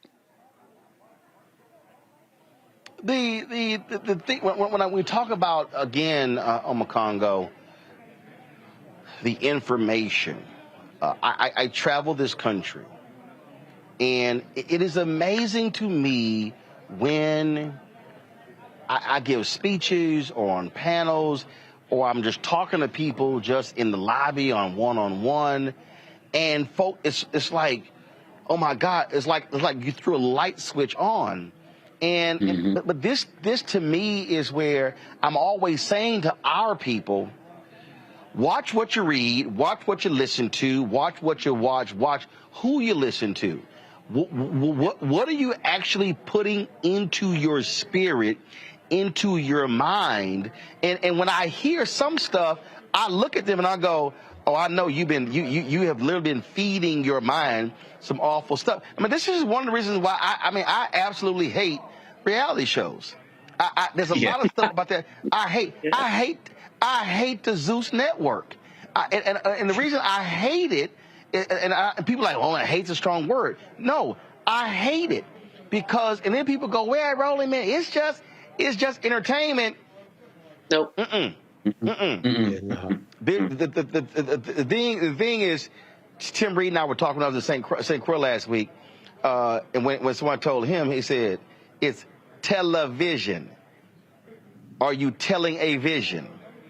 Then he said, Bill Paley asked him, when he met with him, Bill Paley said, what propaganda are you disseminating? And Tim said it hit him, because he was discussing Frank's Place. He said, this man views shows as propaganda. And propaganda can be good and propaganda can be bad. And that, to me, I just think that when we have these conversations and we're talking about how, man, Black folks, how we doing with this and how we doing with that, we suffer not from a deficit of vitamin D, not a deficit of vitamin C. We literally suffer a deficit of good quality information. Yes. Absolutely, and that's why this network is so important. You know, I was trained by Les Brown in my motivational speaking, so I'm so happy he's going to be on later. And one of the things that he talks about is like when he goes into the barbershops and stuff, he can hear people complaining about the game or about this or about that, but never doing any type of conversations about their dreams or talking about things they want to do and build together and the like. And so we get caught up in the rigmarole of what's going on every single day in terms of what's right in front of us or the latest sporting events, but in terms of actually talking about our information and our dreams and actually putting ourselves in positions and spaces where we can actually get that information, so many of us are lacking there, and we really have no excuse. And so in two segments that you just had, Reverend Bryant and Brother Hope, you know, as well, we have these situations where they're talking about how you, Roland, help them expand their information. And he talks about how he has thousands of hours now out there that people can see. So now the information is out there because it's been added to TikTok, it's been added to YouTube, it's been added to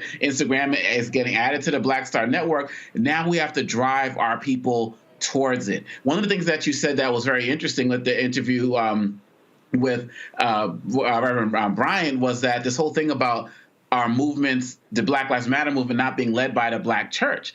And that was very impactful for me, because what I'm seeing now is, because with that conference right now, there's an opportunity for us to re-engage not only the Black church, not only the political movements, not only, but also with the youth, so that we can actually start to wield our economic and our political might once again, but in ways that we've never done it before. But if we're not going to receive the information that's being put out there, then it's going to be useless. We have so much opportunities at Money, so many opportunities to build our communities. But if we're just going to, again, like you said, Roland, everything is propaganda, what are we taking in? You know, with my children, 17, 15, and 9 years old, I'm having money conversations with them, conversations I didn't have. So I have to learn things so I can better pass it on to them. We have to be actively engaged in this. Otherwise, we are going to continue to be slaves to Visa and MasterCard as we continue to put ourselves in more debts in our community and not take advantage of what we should be. And so I'm just very happy that not only this conference is happening, but you're also helping them expand their message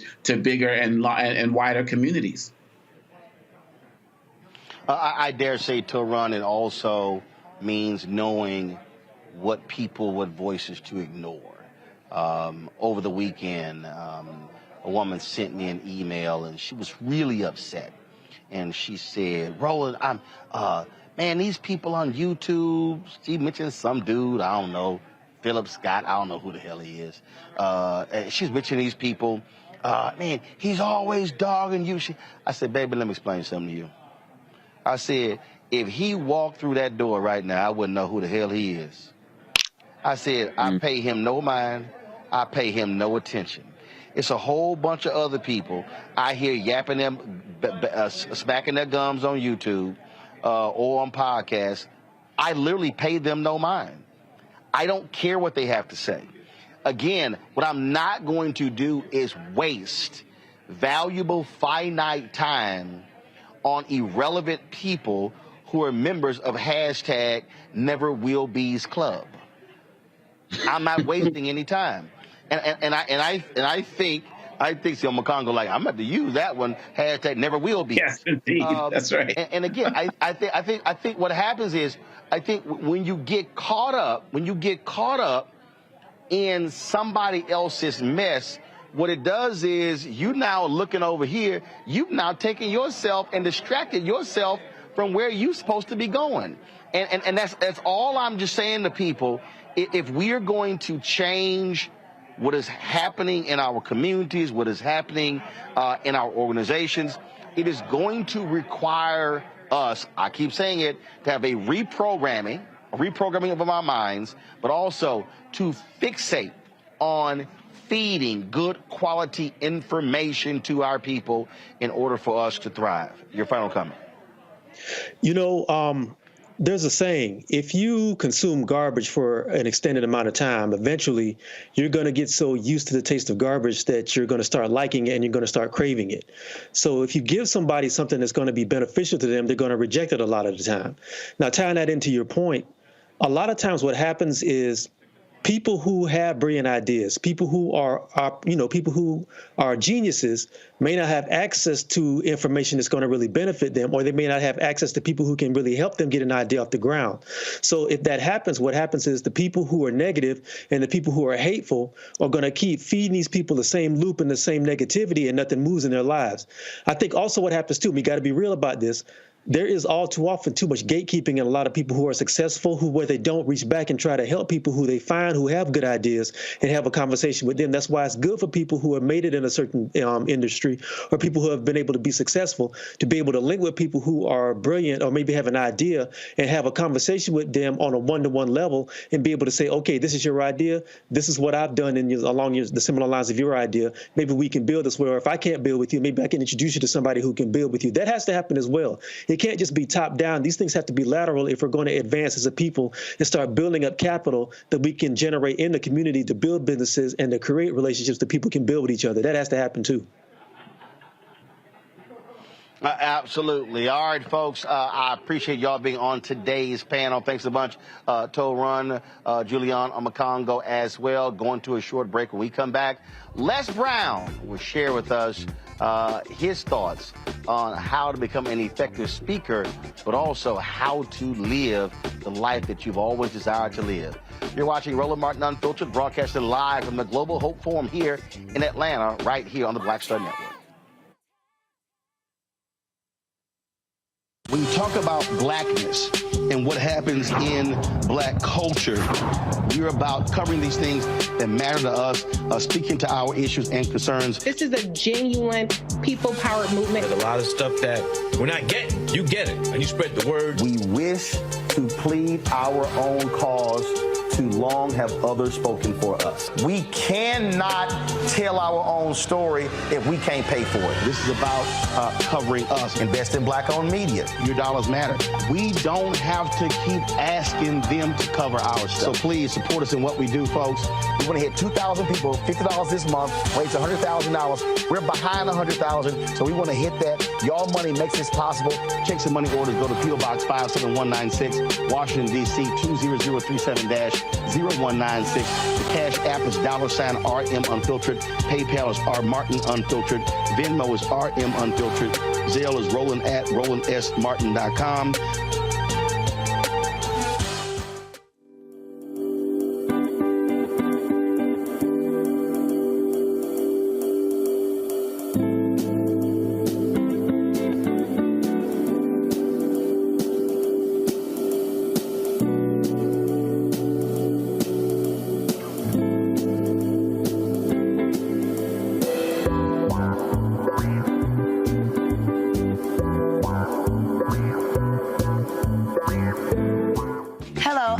J. Parker, truly proud on the Proud Family. I am Tommy Davidson. I play Oscar on Proud Family, Louder and Proud. Hi, I'm Jo Marie Payton, voice of Sugar Mama on Disney's Louder and Prouder, Disney Plus. And I'm with Roland Martin on Unfiltered.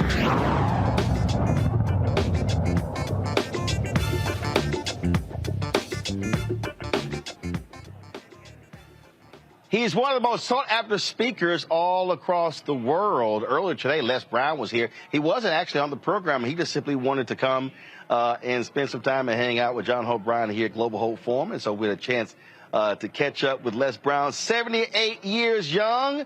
Fantastic conversation about how to not only become an effective speaker, but how to really reach and touch people and get people to understand and live out their best life. Here he is, my conversation with the great Les Brown.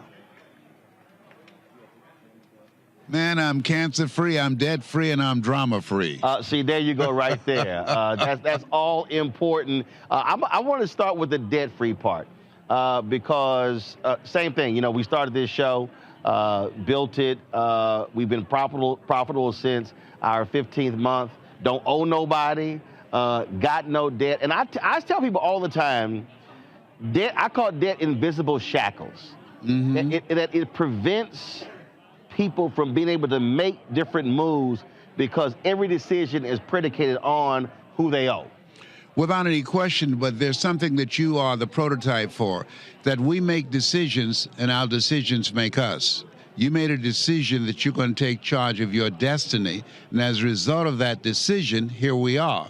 And so when people begin to give up their power to someone else as opposed to doing what it is that you decided to do, said, look here, I'm going to create my future. It's going to be bright because I'm in charge of it. That's what life is about, where we are now. Also, I think for me, it is a decision that's based upon two things, freedom and flexibility.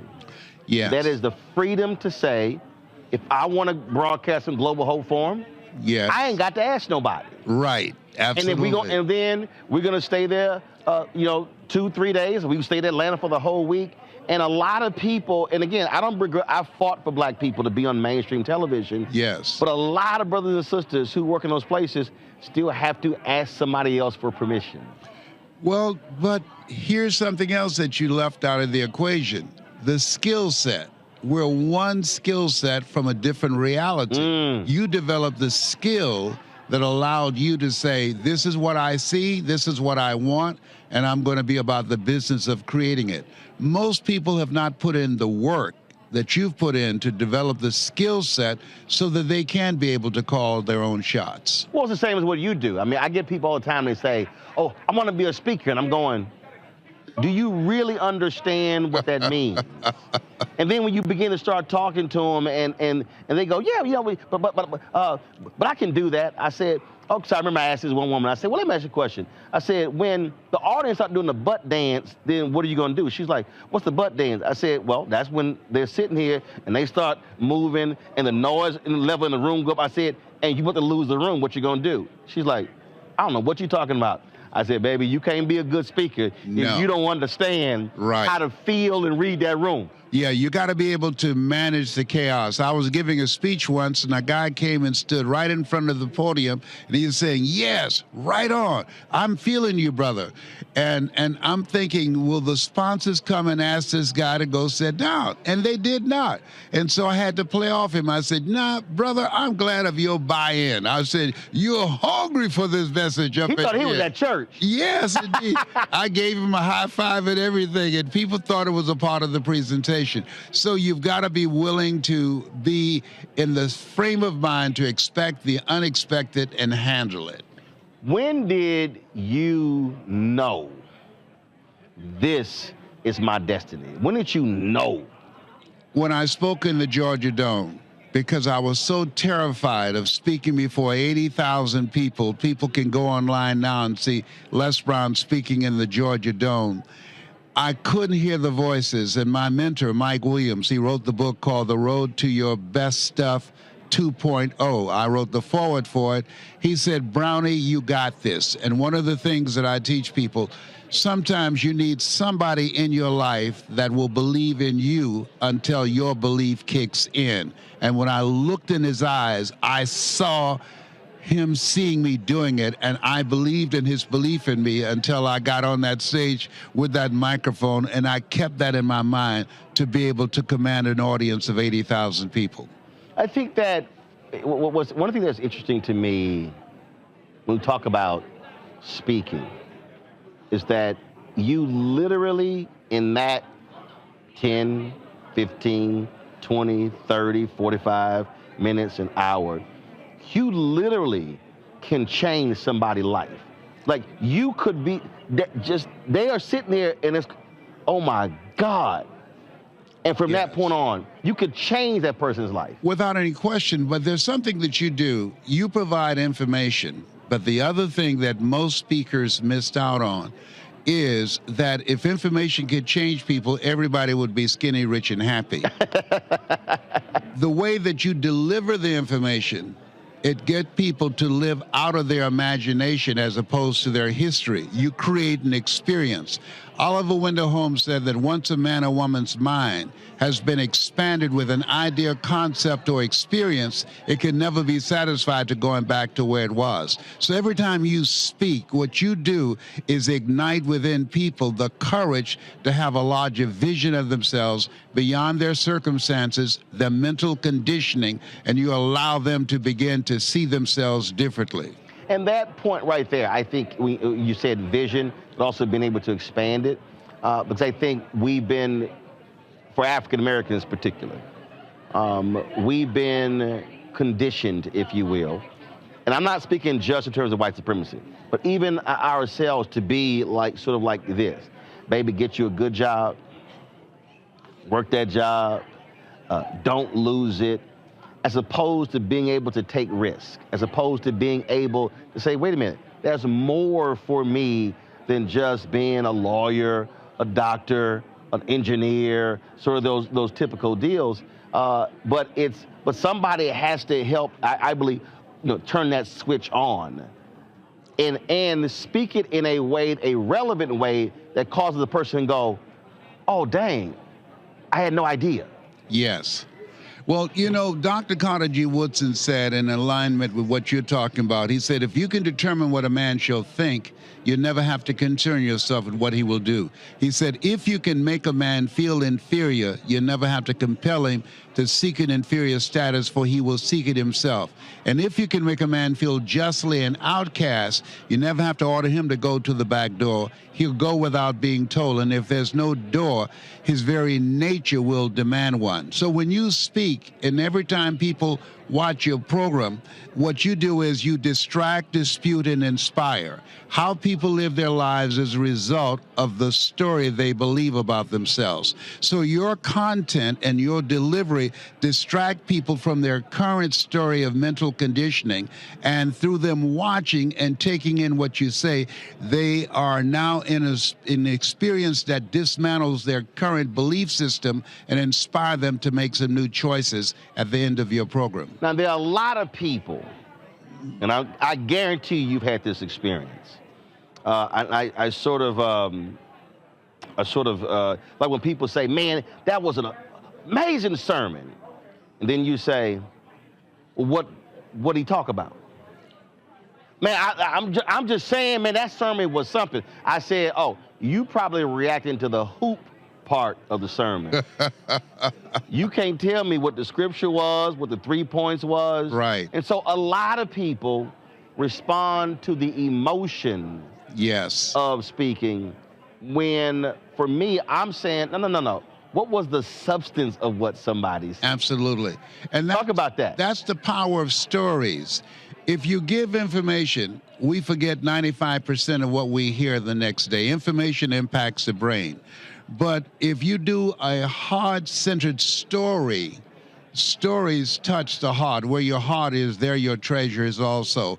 So what made me stand out as a speaker when I came in and I looked at speaking and developing the level of credibility to speak for AT&T, Procter & Gamble, McDonald's Corporation, General Electric, IBM, I use stories strategically to distract, dispute, and inspire, to impact their bottom line, to give them a larger vision of themselves. Stories with information. Without any question. Because, see, the flip side is when it's all stories. I mean, I'm not going to name the person, but they had gone through, and this is nothing against Zig Ziglar, but they had gone through that whole course. And I'm sitting there, and I'm listening to the speech, and people like, oh, my God, this is amazing. And I'm sitting there like,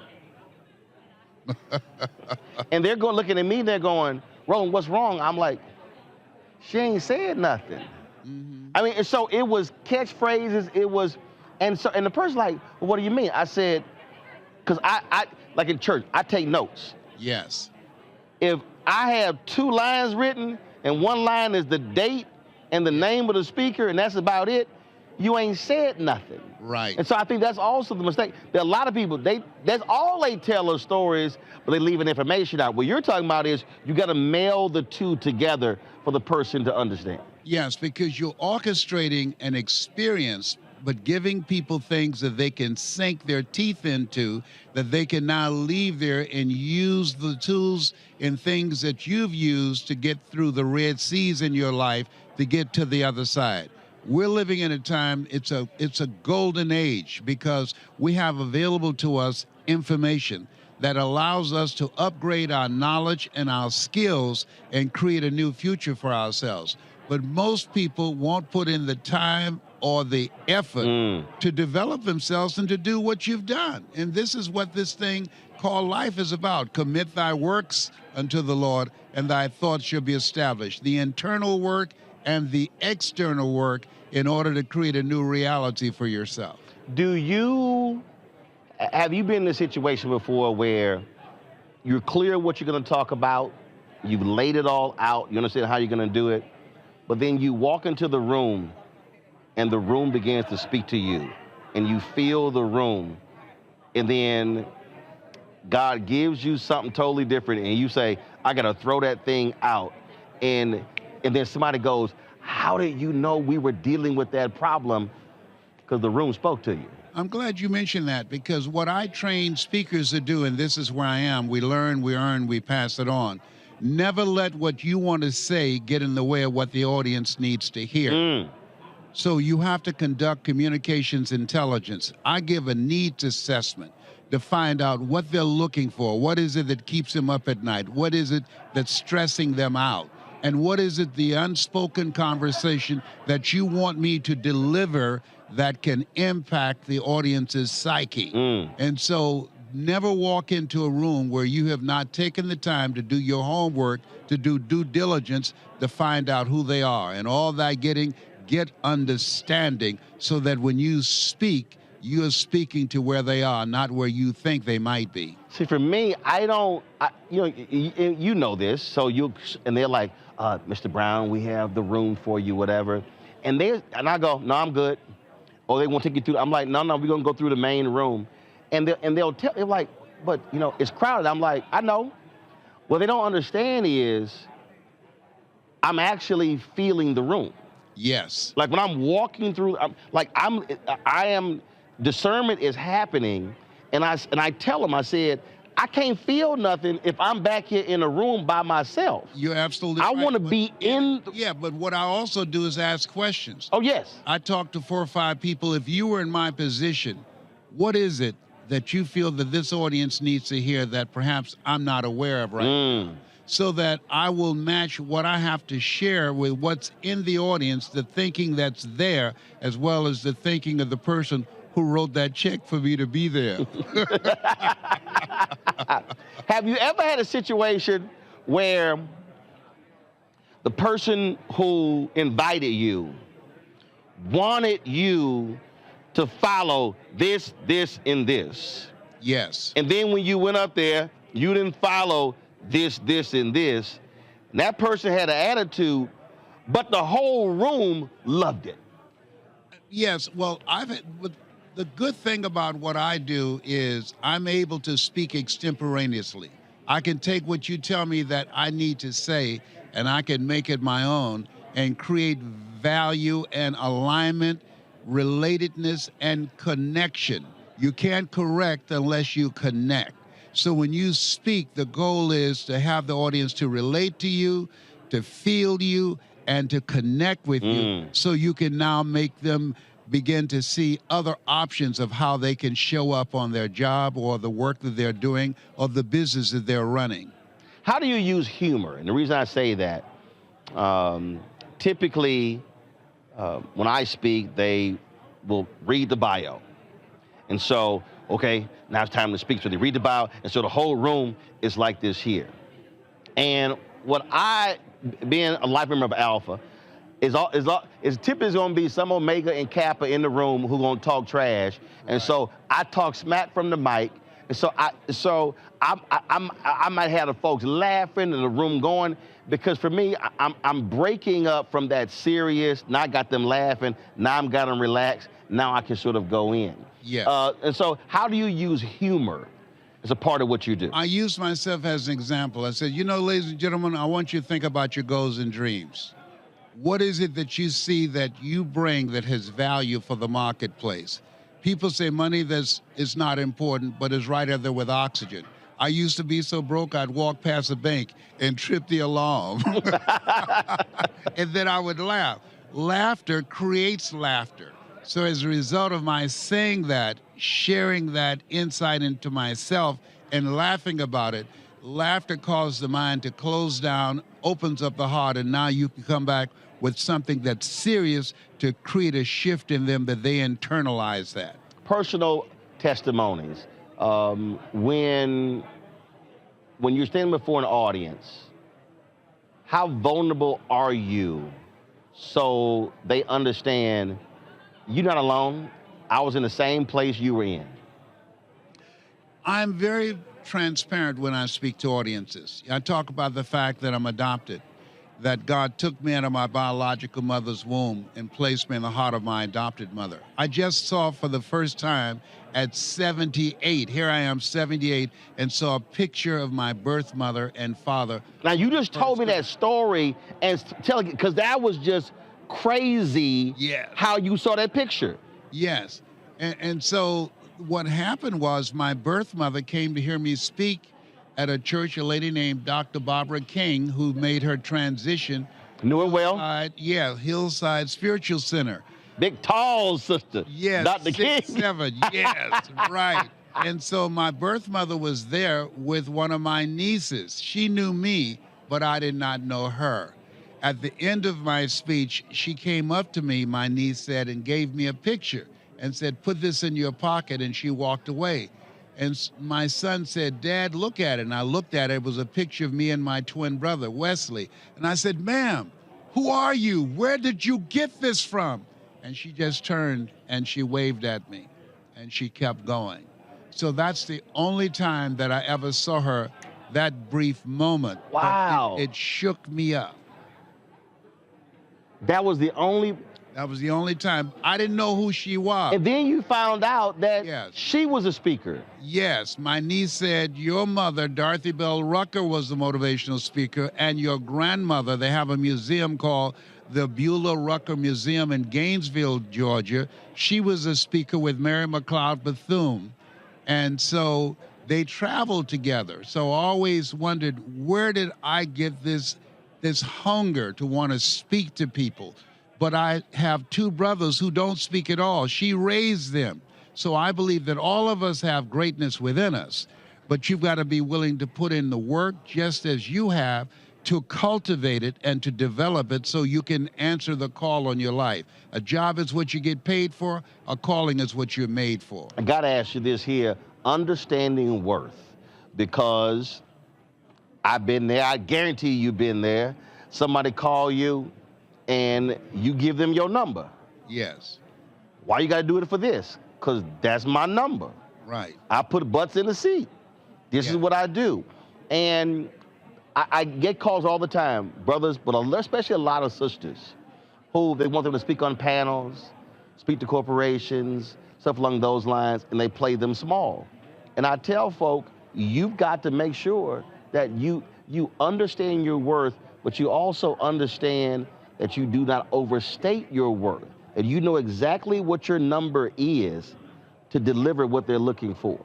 Yes, and I say to people, I don't determine my value based upon your budget.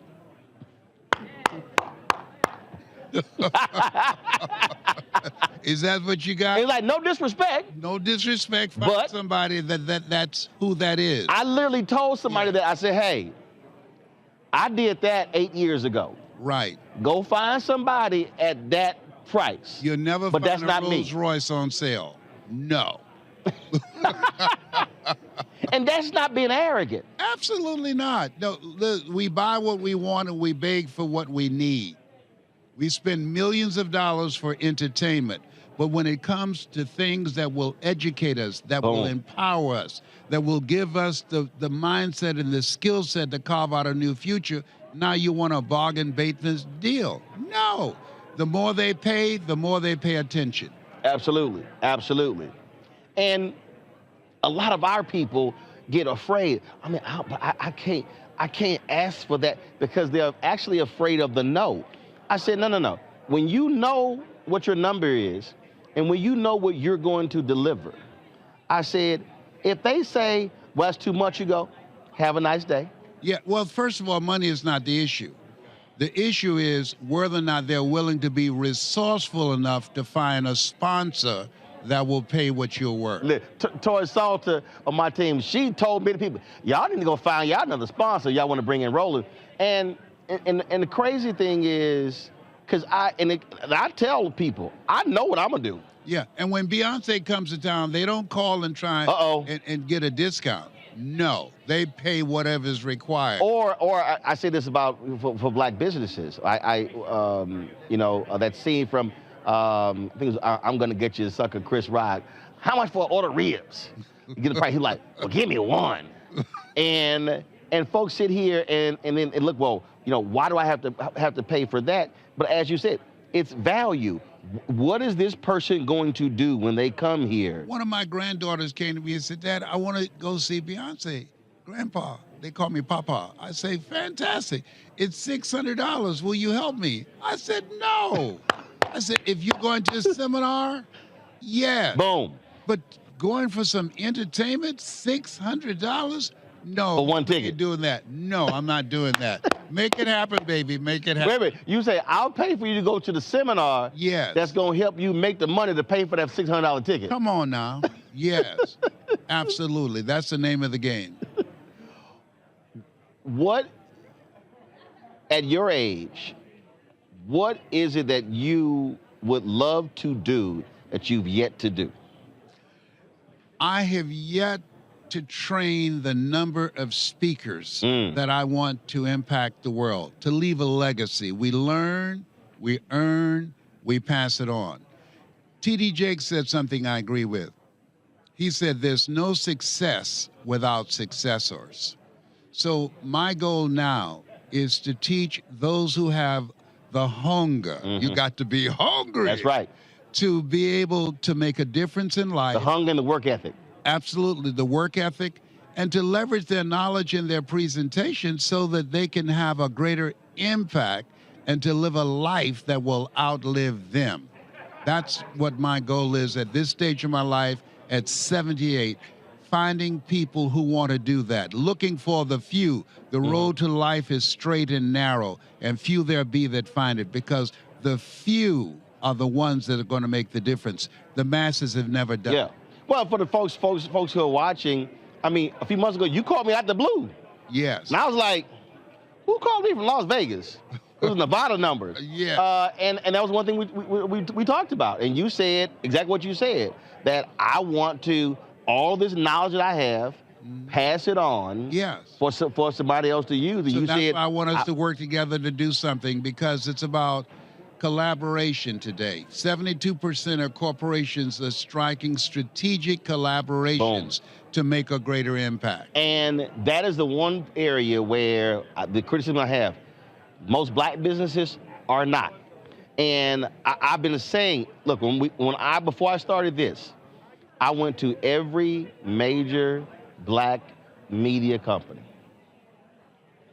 Urban One, Essence, Blavity, Black Enterprise, all of them saying, this is what I'm planning to do, which you don't do.